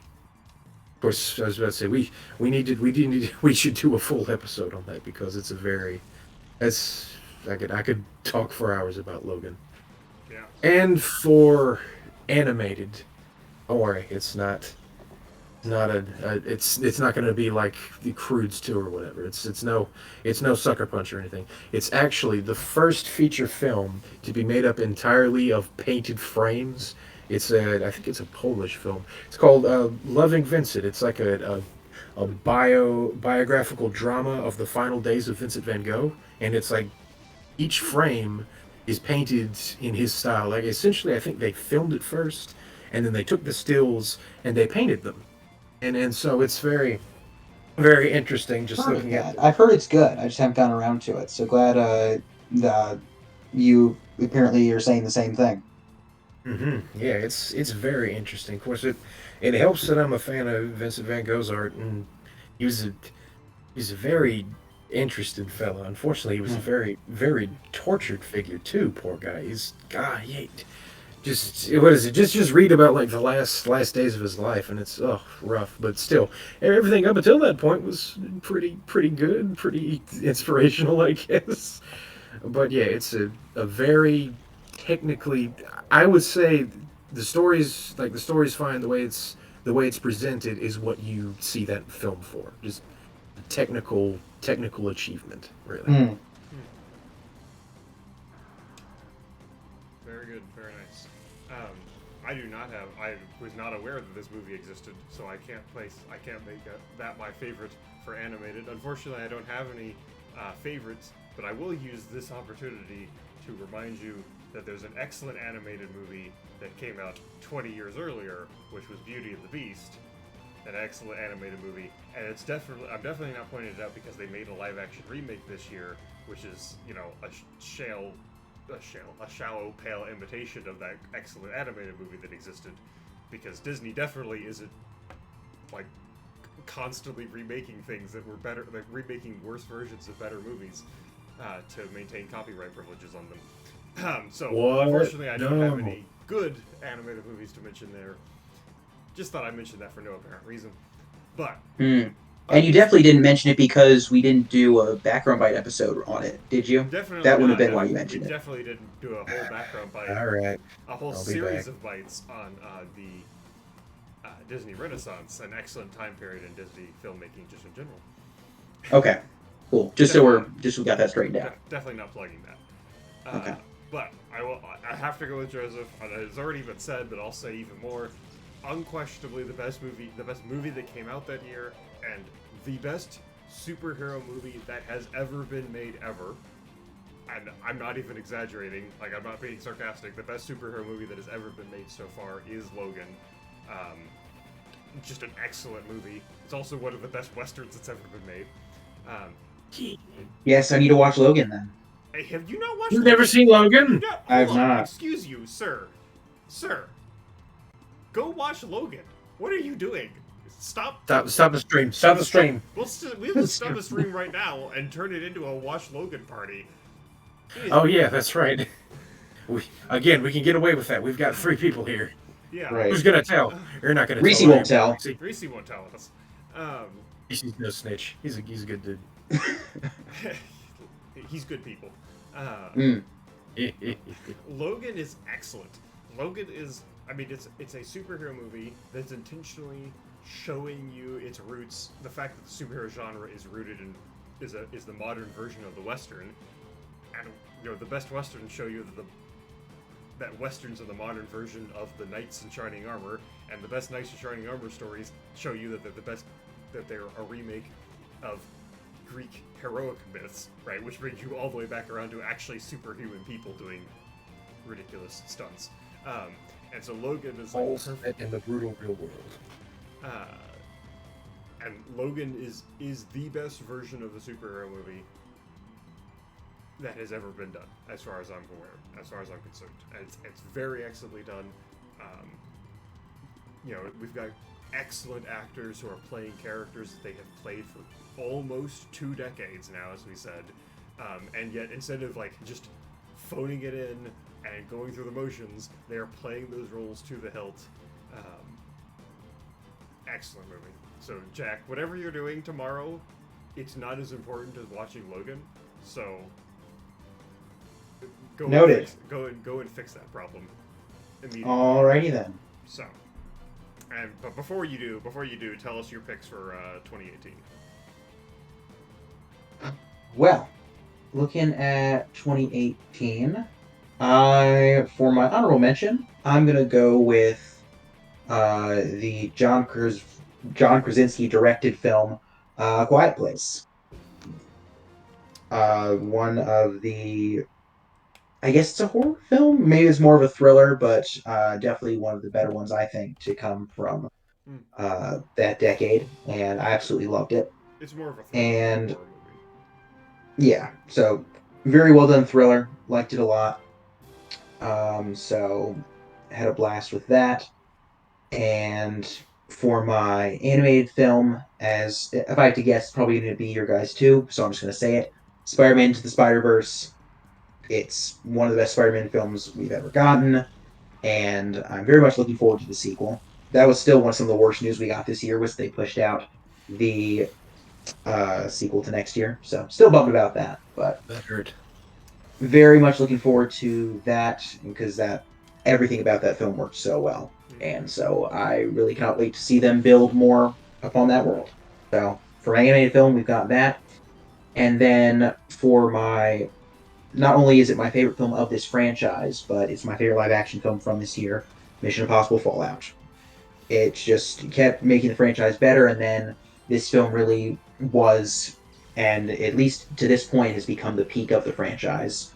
The next film, of course, is going to be coming out next year, but it's just amazing if you guys haven't seen it, and I cannot wait to see what they do next. It's Tom Cruise at his finest. All right. You and my friend really like those Mission Impossible ones. I suppose because I've got 2 people recommending it, I'm going to have to watch every single one of them now. Heck yes. Oh, really? I mean, You can skip 2, but watch the rest of them. Oh. All right. Oh, okay. It's a good thing we have I this get you. man here to give us advice on which one to skip. Honestly. I tried. And, yeah, it's Into the Spider-Verse. Let's get that out of the way. Into the Spider-Verse. I say that like it's a bad thing. But no, it's just... It's just fact. It's just fact. Yeah, that's just fact. Man. Simple as. That movie's 4 years old, and it's like a golden standard for just animation. Mm-hmm. Like modern animation. It's crazy. Mm. It's not to mention Spider-Man, which, I would say every single male age 8 to like 45 in America has liked at some point, without fail. I think even some mountain man somewhere may have seen, like, I don't know, a Raven may have flown him a comic book of Spider-Man at some point. Yeah. Perhaps. Some guy living in a cave in the Rocky Mountains still knows that Spider-Man is good. In a cave with a box of scraps and a copy of Spider-Man 3. Wait, hold on. Tony Stark knew this Spider-Man existed before Spider-Man was introduced to the MCU? It's all connected. It's all connected. And Anyway, before we go too crazy, yet again, let's see. I don't think I had an honorable mention. Oh no, honorable mention was Halloween reboot. It kind of started the specific flavor of horror movie reboots where I don't know, they ignore a couple of the sequels and then they bring back like the old main characters or whatnot to do some stuff. And it works because Jamie Lee Curtis can still act. I'm not saying any other movies that do that don't work because, you know, they bring in like a bunch of 80-year-old people who don't want to do the movie, but they can't say no to a paycheck, which I can't blame them. yeah. Looking at you, New Texas Chainsaw. Anyway, that's not the point. Honorable mention, out of the way, pretty good. A lot of the again, the old crew, even the janitor, came back for this reboot. It was pretty cool. All right, the actual pick for 2018 is I'm gonna have to go with Upgrade. You guys might have heard of it. I wouldn't say it's an indie film, but it was definitely kind of one of those smaller production things. I think again science fiction about kind of set in the not too distant future. It's like I think it's cyberpunk, just before cyberpunk. It's like in a world where AI is kind of becoming advanced and people are getting like cybernetics grafted into their arms and stuff, but there isn't like any craziness. But anyway, there's this one guy who his main character trait is that he no like technology. Technology bad. Me work on old muscle cars. But really that is kind of his big thing, and his wife works for like a mega corporation, and one day it's just they get tragic backstory. His wife gets taken out and he becomes paralyzed, and his wife's boss approaches him with a way to get even through essentially a chip implanted into his spine that bridges the gap between his spine that was like severed and whatnot, and essentially it also is like a voice is like a voice in his head, and it gives him enhanced abilities. He essentially becomes like an android, no wasted movement, no, just like everything as precise as possible. It's really interesting. Again, I'm doing it a disservice trying to discuss it, but it's essentially John Wick with cybernetics. If John Wick was just some random dude too, so there's that. Camera Cool. works amazing. That's the big thing to look out for. And this isn't spoilers. You watch a trailer, it tells you. But like when the AI takes over, there's actually the way they did it was they kind of had the way they filmed it was they put a phone on like the main actor's like chest, like they put it like under a shirt or something, and they had the gyroscope thing enabled, and they synced it to the camera. So like whenever he like moves and stuff, it like the camera moves with it, and it's just like this. It's so cool. Again, doing a disservice, but I really like it. It's not a perfect film, but it's perfect enough for me. Fair enough. Fair enough. Yeah. Well, I obviously, as we have all done, Spider-Man Into the Spider-Verse. We all love Spider-Man. Spider-Man's excellent. Spider-Man. I can't add anything that hasn't already been said about how excellent this movie is. So again, if you haven't watched it, go watch Into the Spider-Verse. Obviously, we all have. For once, we all have watched an excellent movie. Jack, go watch Logan. Okay. I'll give, because Jack already said it, I'll have Quiet Place as my honorable mention, because I actually only recently watched it for the first time because the sequel came out, which ended up not being quite as good, but I thought very excellently done thriller. But I will be the one who takes the he takes the obligatory mention of the greatest spectacle of cinema, not the best thing that has been made for cinema, which would be Avengers: Infinity War, right? You know, Oh yeah. I consider Infinity War to be the culmination of the Infinity Saga, because Endgame is not as good of a movie as Infinity War. It's like a tag ending, because they're like, oh, we can't actually make this series a tragedy. We have to make it a comedy, so we have to put this thing on here that completely throws off, completely destabilizes any future stakes.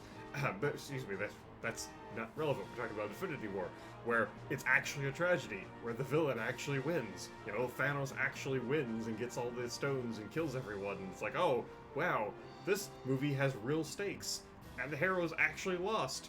And it's a good thing that they're not just going to immediately undo that in 30 seconds. I mean, yeah, excellent movie. Greatest spectacle in cinema,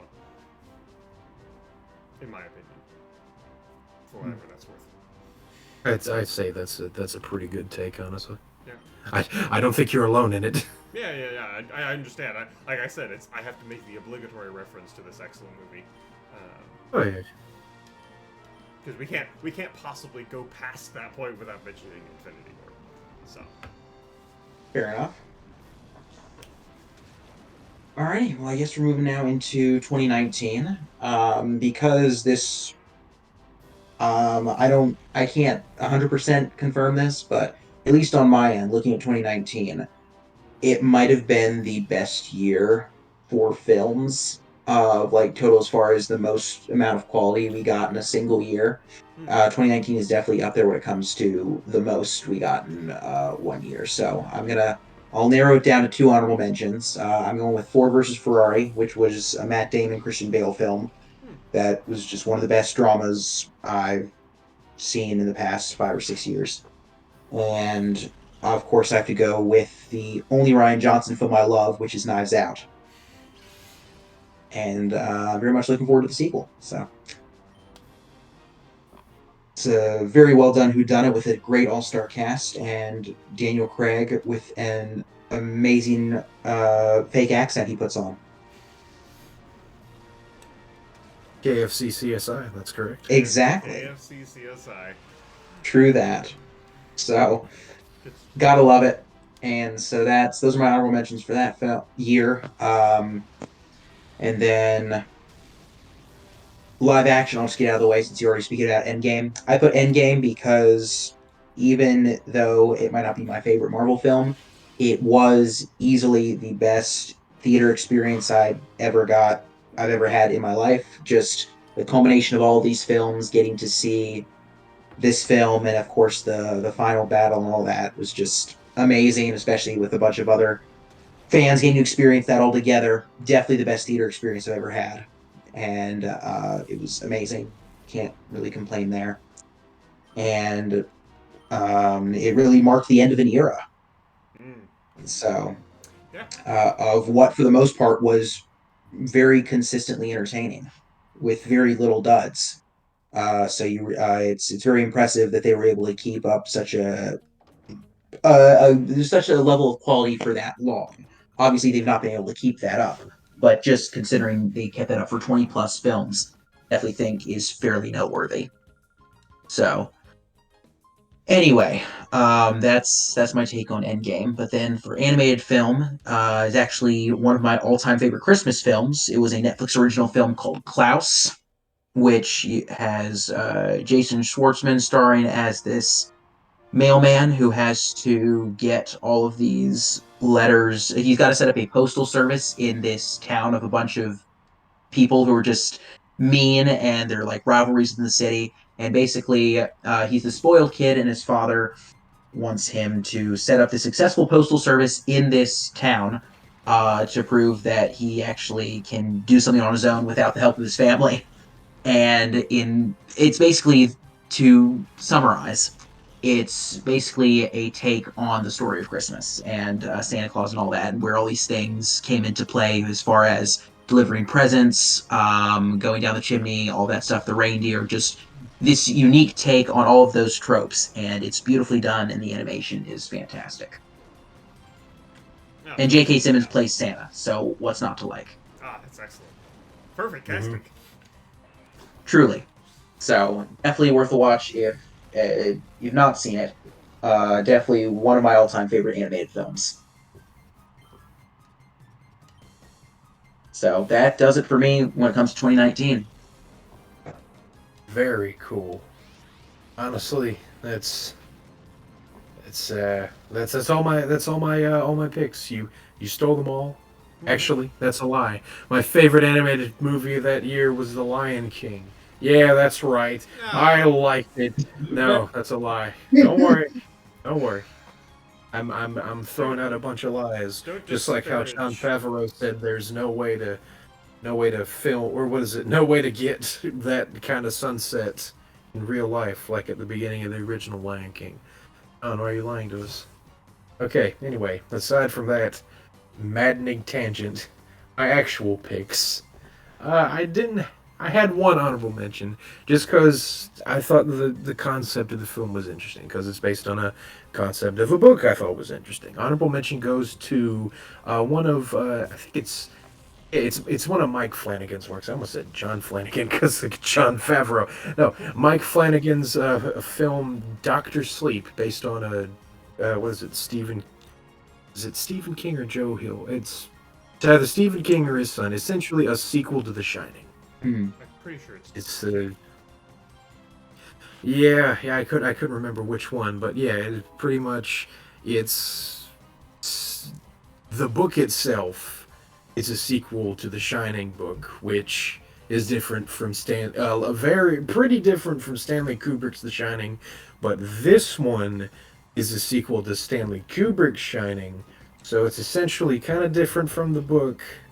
Either way, it's interesting because Ewan McGregor plays a grown-up and alcoholic Danny Torrance who's trying to, essentially run from his experiences in the Overlook Hotel. And along the way, he runs into someone else who has The Shining, the sees ghosts and all that stuff.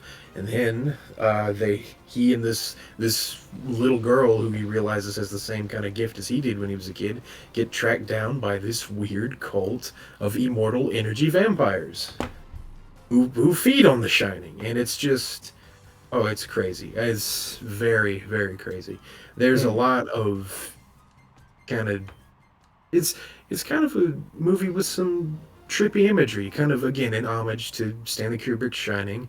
A lot of repeated shots. The only reason this isn't like an actual pick is because I believe I don't know. I think Mike Flanagan was a little too big of a fan of Stanley Kubrick's Shining because he essentially just starts shot for shot copying parts of the film, but it nonetheless it's interesting because there's the joke of oh yeah, such and such movie is good. Well, how come there isn't such and such movie too?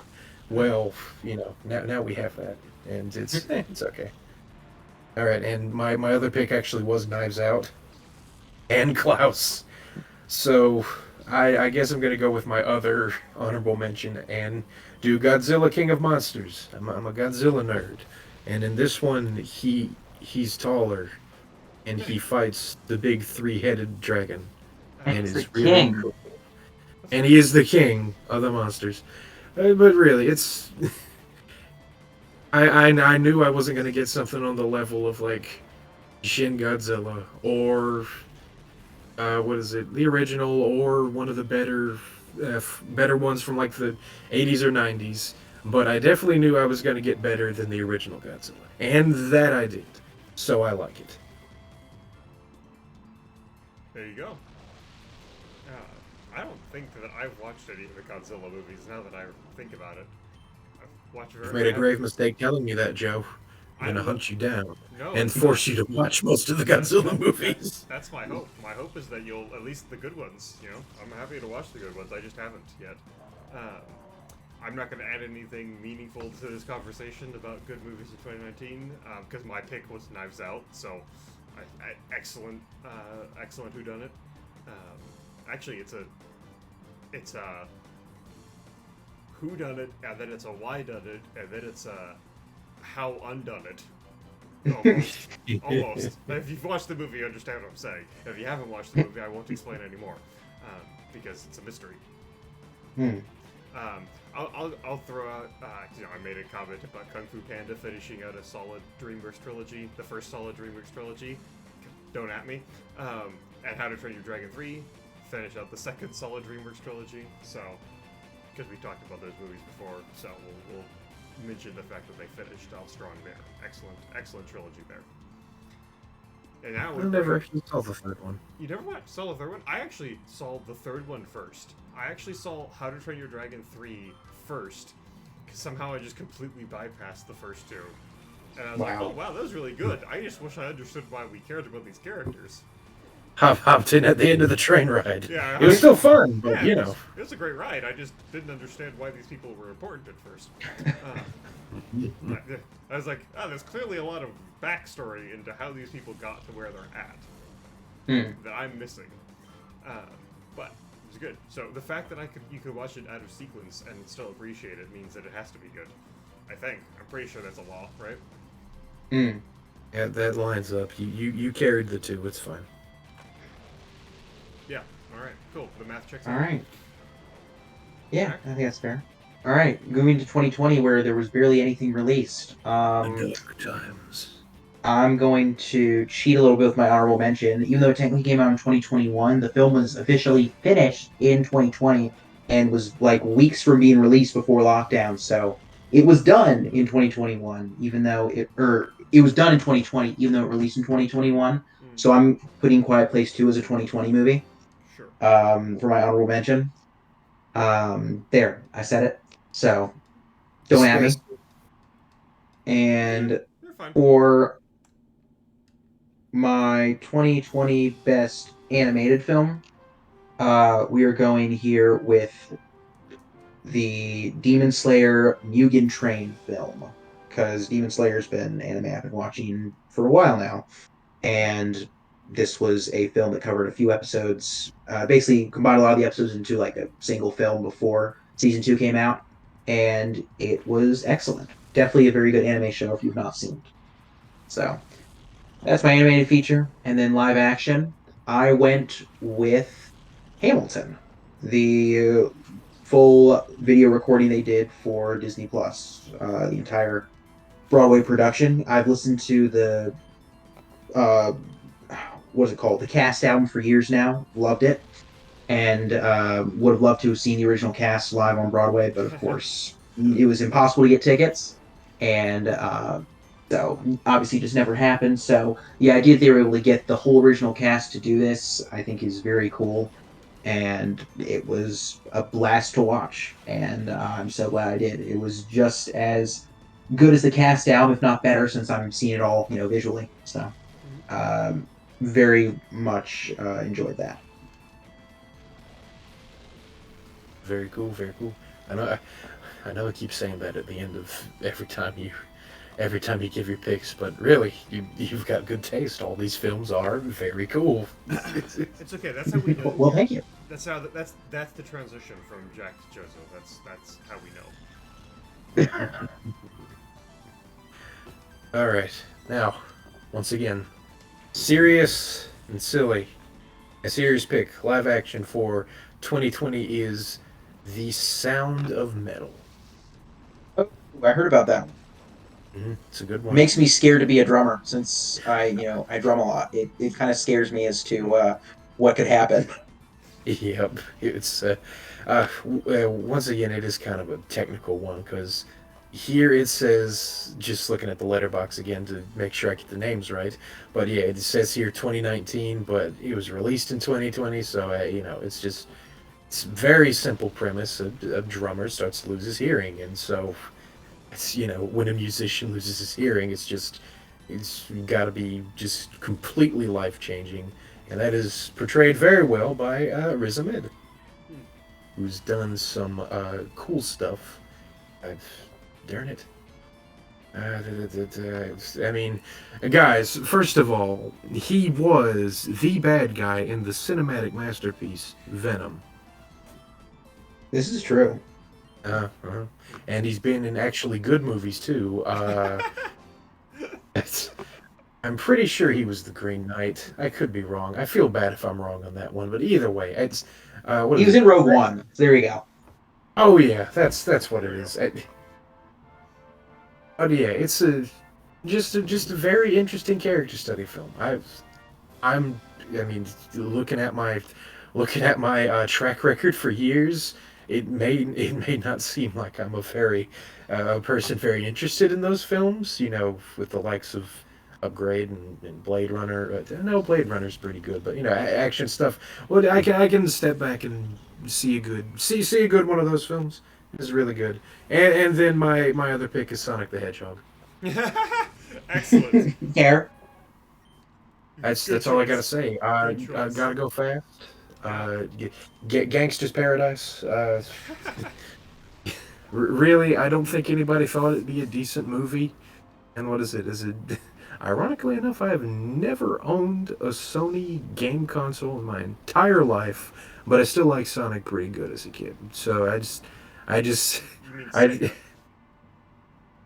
well, Sega, and then it went on to didn't Sega get absorbed by Sony, or No. am I thinking of? I don't. I can't even remember. Either way, I what is it? I never really did play into the games. I watched like the old cartoons when they were on 4Kids or whatever that network was. But yeah, watched that, liked it, and I had no idea it would be.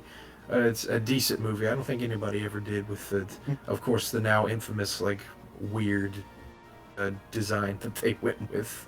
But yeah, it was fun enough. That counts as animated in the sense that I guess Who Framed Roger Rabbit counts as animated too, because you know one of the characters is a cartoon character or whatever.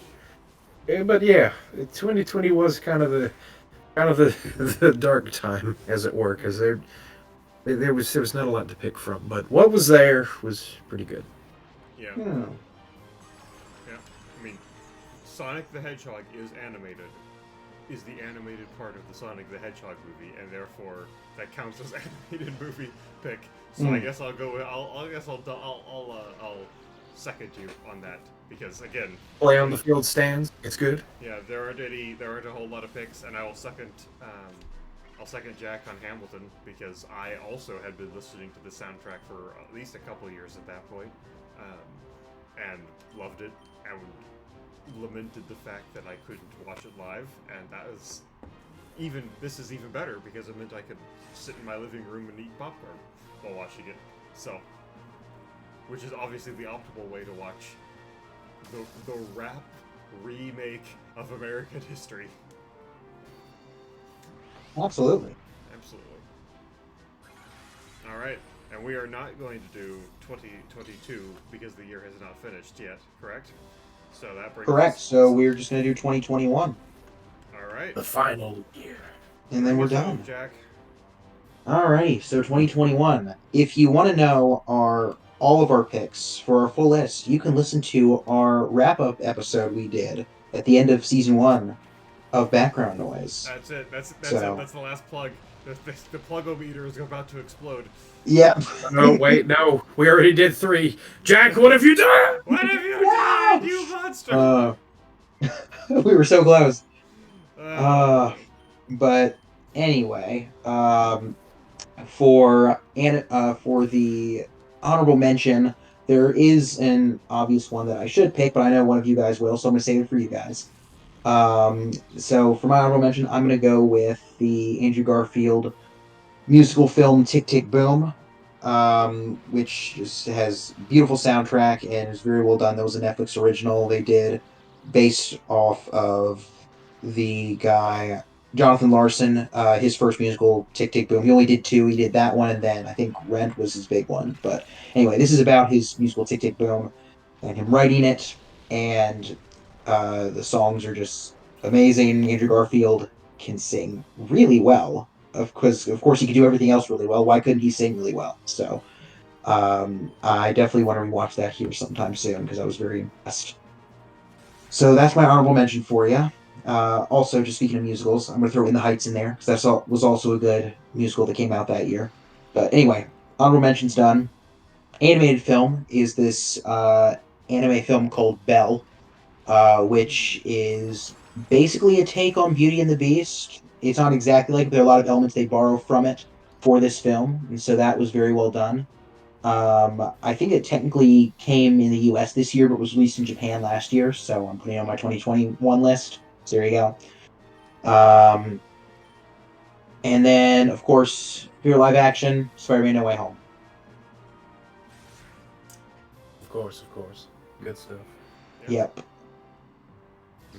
Ironically enough, despite everything kind of getting thrown off and it kind of being a little bit like 2020, there was actually man, I really wish we were doing a bunch of honorable mentions here because I got so many for 2020. Mm-hmm.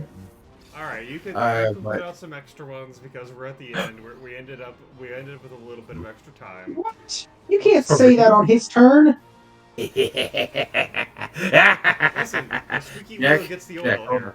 So Fine. don't worry. As soon as I'm done, you can mention one more. Just one though. Just one. one. Lovely. Okay. Well, first one is this is fulfilling all parts of my taste, I suppose. So first honorable mention is the Candyman remake. Candyman, of course, being the 1992 film starring Tony Todd and a bunch of other folks. It's essentially a movie about, well, of course, there's the it's a ghost and he's got a hook and bees. Ooh. But then what the actual film is about the original film is about pretty much urban legends and kind of everything surrounding that. How much credence do we give to that? How much is really true? Stuff like that. And then this one's a little bit more about that, about urban legend, of course, and about just kind of the legacy of this character and whatnot in universe and out of universe. It's what is it? Jordan Peele directed it, so it's got a little bit of meta everywhere, just kind of spilled out all over it. So it's got that going for it. Another honorable mention will of course be Godzilla versus Kong because he monkey, and he monkey. It's just the last one was a decent film. It had some kind of through line to kind of Godzilla as a again kind of the protector Godzilla or whatever. This is just straight up schlock. It's garbage, but it's so much fun. It's oh man. Okay, and I really had a tough choice here. It was between Eternals and what is it? And no, I can't even joke about that. Anyway, it was between Eternals and Shang-Chi. Who'd no. Last honorable mention is Eternals is so bad. we're not gonna say it, but if you go through our catalog, you'll see our opinions on Eternals. Not saying you have to, just saying if you do. Yeah, Okay, disaster Eternals is fun. averted. Okay. Yeah. Go ahead. No more will be said about that garbage heap. Oh man. To be fair, at least we had the strength to actually trash it. We couldn't even gather up the strength to actually sit down and review Matrix Resurrections. That is true. We never did. That was what is it? Oh man. We did a whole trilogy recap and then didn't do the fourth movie. Which was the whole thing we were building up to. Yeah.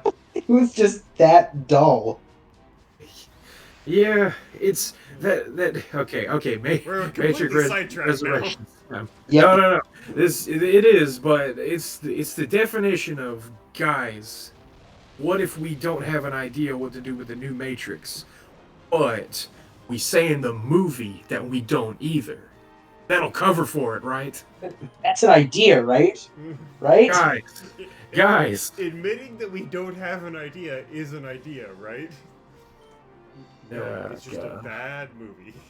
It's the snake that eats its own tail, but it also says, "Whoa."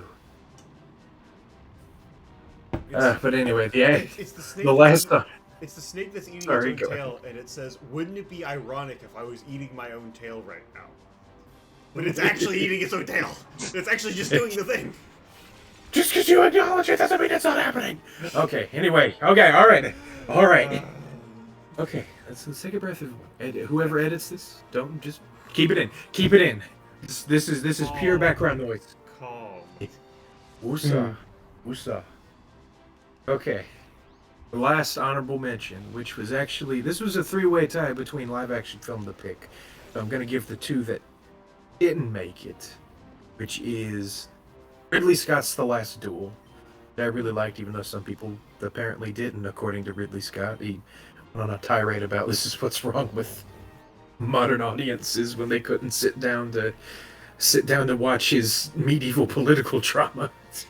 I thought it was really good. Some really good performances get put in, but it is if you aren't into a relatively dry film, not dry in a bad way, but like this is not the sword and sandal or the medieval moments kind of medieval movie. It's very very accurate, but because of that, it's not the best for modern audiences, I guess. I don't know, but still, I liked it. The runner-up for that was The Green Knight. Also, I feel really bad because that was not Riz Ahmed, who was the main character of The Green Knight. That was Patel? Dave Patel. Yes, I feel a bit guilty that I got them confused. How dare you? It's, no, really, kind of. But yeah, that one is definitely an A24 movie.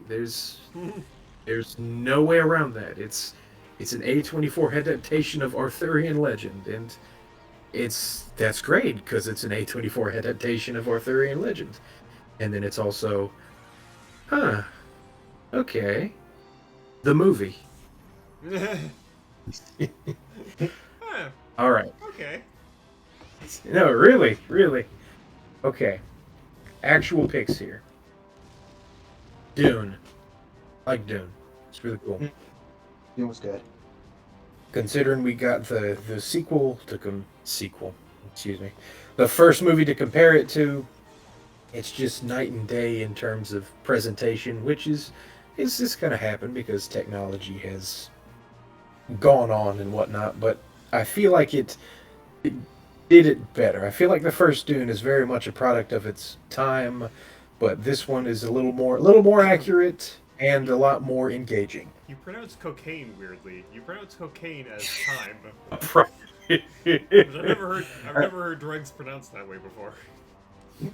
Perhaps. And let's see. I can't. Okay, yeah, here it is. You know what? Since I did all the honorable mentions, and I think Joe, you might have this one, or Jack, you might have it too. I'm not gonna step on anybody else's toes because I could not find an animated film for 2021 to pick, and I had another movie that I think we've all seen and like. So I'm just gonna throw it back to Jack, do his honorable mentions, and then of course we'll send it on back to Joe.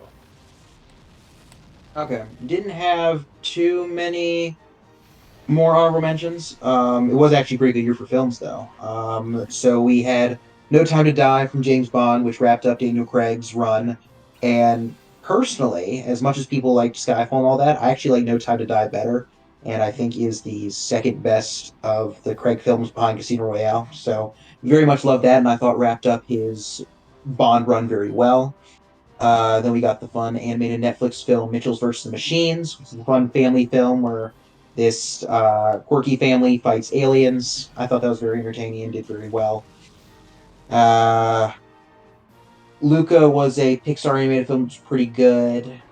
And then, of course, we have the Ryan Reynolds Free Guy film, which was Ryan Reynolds being Ryan Reynolds and doing video game stuff. It's Ryan Reynolds. It's Ryan You Reynolds kids movie like starring video Ryan Reynolds games? as Ryan Reynolds. And other characters. And other characters. Yeah. And Steve from Stranger Things. Oh yeah, that's right. Okay.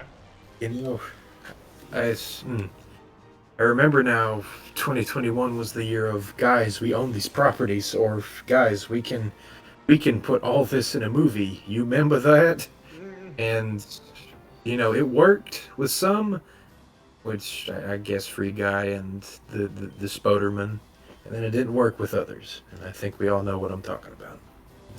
Hmm. yeah. Is that it? It's Space Jam, just in case we didn't. Well, that was actually my number one pick, Joseph. So I don't know what you're Mhm. talking about. No, I'm kidding. I'm I Space absolutely. Jam not only 2. am not sorry I stepped on your toes, but I hope I broke them. I I mean, you know how much Joe likes that LeJon Brames guy. yeah, Oh, and yeah. those burrs. You know, I especially love the thing where they do the game and they sport the sport Mm. ball. You know, it's so much Oh, sporting yes. of the sport ball. Very very sports. Don't worry, Joe. We'll let you stick to your Pokemon sports. Yeah, that's. I mean, listen, Pokemon. I'm over here. Pokemon. I'm over here cleaning up with my. Well, mostly them. Umbreon is carrying the team right now. Let me tell you. Has this all been one fight? No. This is like all of this. No, this has been one fight after another. This has been. Okay. I'm grinding up in a Colosseum for levels before we go into the actual final event. I have now completed all of the in-game content. I am just grinding levels because I need to get everyone up to a standardized level before I can go into the fancy battle arena where you can unlock a special gift Pokemon. So that's what we're doing right now. Alrighty, gotcha. That's just about to say we've been going on for like a solid hour, and I don't No. think the arena's changed. No. It's like okay, we're It's good. the same boring grayish brownish arena over and over again. I understand. All right, Jack, have you finished all of your honorable mentions? Yes, sir. Finish this Okay. up, Joe. No, hold on, Joseph. You said you had a pick that you didn't want to say because you didn't want to step on anyone's toes. What was that? Because I don't think you're actually gonna step on my toes. Okay, James Gunn's The Suicide Squad. Oh, okay. Yeah. Fair enough. Yeah, it was not going to step on my. It's not going to intrude on my list, but also good pick. In that case, let me spend the next hour talking about the Suicide Squad. Okay. You see, at the very beginning of the film, when previously introduced character Rick Flag is then introduced to one of the new characters played by Idris Elba, the camera is placed in the sense that no, it's Cinema sins. Yeah, I was gonna. oh no, I didn't mean it. We're gonna get hit with a copyright. from CinemaSins or from the movie. I don't know who's gonna try to get more money out of us. Also, whoever does, they're gonna be sorely disappointed. Anyway. All right. So, I mean, live action picks my picks were the two that you guys picked as your best ones. Spider-Man: No Way Home, which did an excellent job of wrapping up all of the Spider-Man things, right? Bringing in the MCU Spider-Man, bringing in all of the other Spider-Mans. Spider-Man.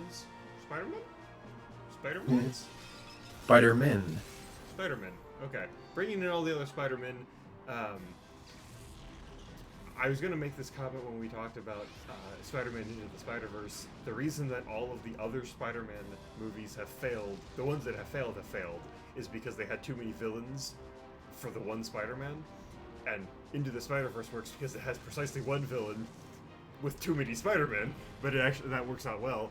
And they figured out that you could balance that by having a lot of Spider-Man and a lot of Spider-Men and a lot of villains, and it all worked out great. Except for the fact that the framing sequence is a little wonky. That's probably the main problem with No Way Home, is that the Doctor Strange framing sequence is a little, Also Dune, which I had said when we reviewed it, I'm not even going to plug it because our plug-o-meter is already broken.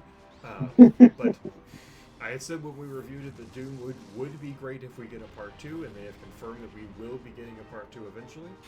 Which means that Dune is great, assuming that they land the plane well. or land the thopter, I think is what they're called. I think that's what Is it ornithopter? I think ornithopter. Ornithopter, I'm yeah. pretty sure it's an ornithopter. Assuming they land the ornithopter well, Dune will be excellent. So those are my live action picks, and I, for the first time, I've punted sometimes because I didn't have a good pick for the animated. This time I'm not gonna punt. This time I'm gonna straight up cheat, but not by picking by picking a live action movie, but by picking something that isn't a movie. I'm going to pick something that's actually a TV show, and that is Heresy! Don't do it, Joe. Don't the do it. animated series on Netflix, Arcane, No! which is the best thing that I have watched as an adult, except for Logan. Logan is a better pick. Arcane is excellent, and in fact, Arcane is so excellent that the next thing that you hear from us will be a full-length review of the excellence that is Arcane. Plugging next week's stream. Tune in next time. Yeah, tune in next time where I will give you, I'm not even kidding, where I'm going to give you a multi-hour dissertation on the benefits, merits, and amazing elements of Arcane. Because it is excellent. I understand it's not a movie, it's a TV, I guess it'd be a limited series, right? Because that's 9 episodes long. Well, the thing is, since they're making a season 2, it's not even a limited series. It's just a TV show. Yeah, this is a series at this point, yeah. It's a series with short seasons. But it is Sure. phenomenal. Go watch it. Again, after you finished watching Logan, and you finish watching Into the Spider-Verse, because those are shorter, so you should watch them first because they won't take you as long. Next thing you should watch is Arcane. And then after that, the top 5 Godzilla movies, which we will now list. Number 1, Number 1, Godzilla King of Monsters. Number 2, Godzilla vs. King Kong. Yes. Godzilla vs. Lizard vs. Monkey. Lizard vs. Monkey 2. More monkey. More monkey for you. More monkey, more problems. More monkey, more problems. Lizard vs. Monkey 2, 2 monkey for you, and Lizard vs. Monkey 3, more monkey, more problems. No. Alright. I think we've done enough damage here tonight, folks. Like the film industry in the year 2020, we've descended into a long spiraling madness, which we will never recover from. Financially, there's no way. We're never going to recover. Financially, we will never recover from this. We're getting sued by 3 people. The plug-o-meters exploded. It's chaos. But I did just finish my fight here in the Colosseum. We've done some excellent grinding. We made some excellent progress here. We've talked about some excellent movies. We've talked about some movies that we liked that weren't excellent, but we loved them anyway. And we've plugged the best animated TV show that has ever been made ever. And yes, I am saying that Arcade is better than Avatar: The Last Airbender. I'm saying that Arcade is better than insert other excellent animated TV show that people love. Man, I'm glad we're ending the stream. He's gonna be on this for hours afterwards. Wait, I'm not muted.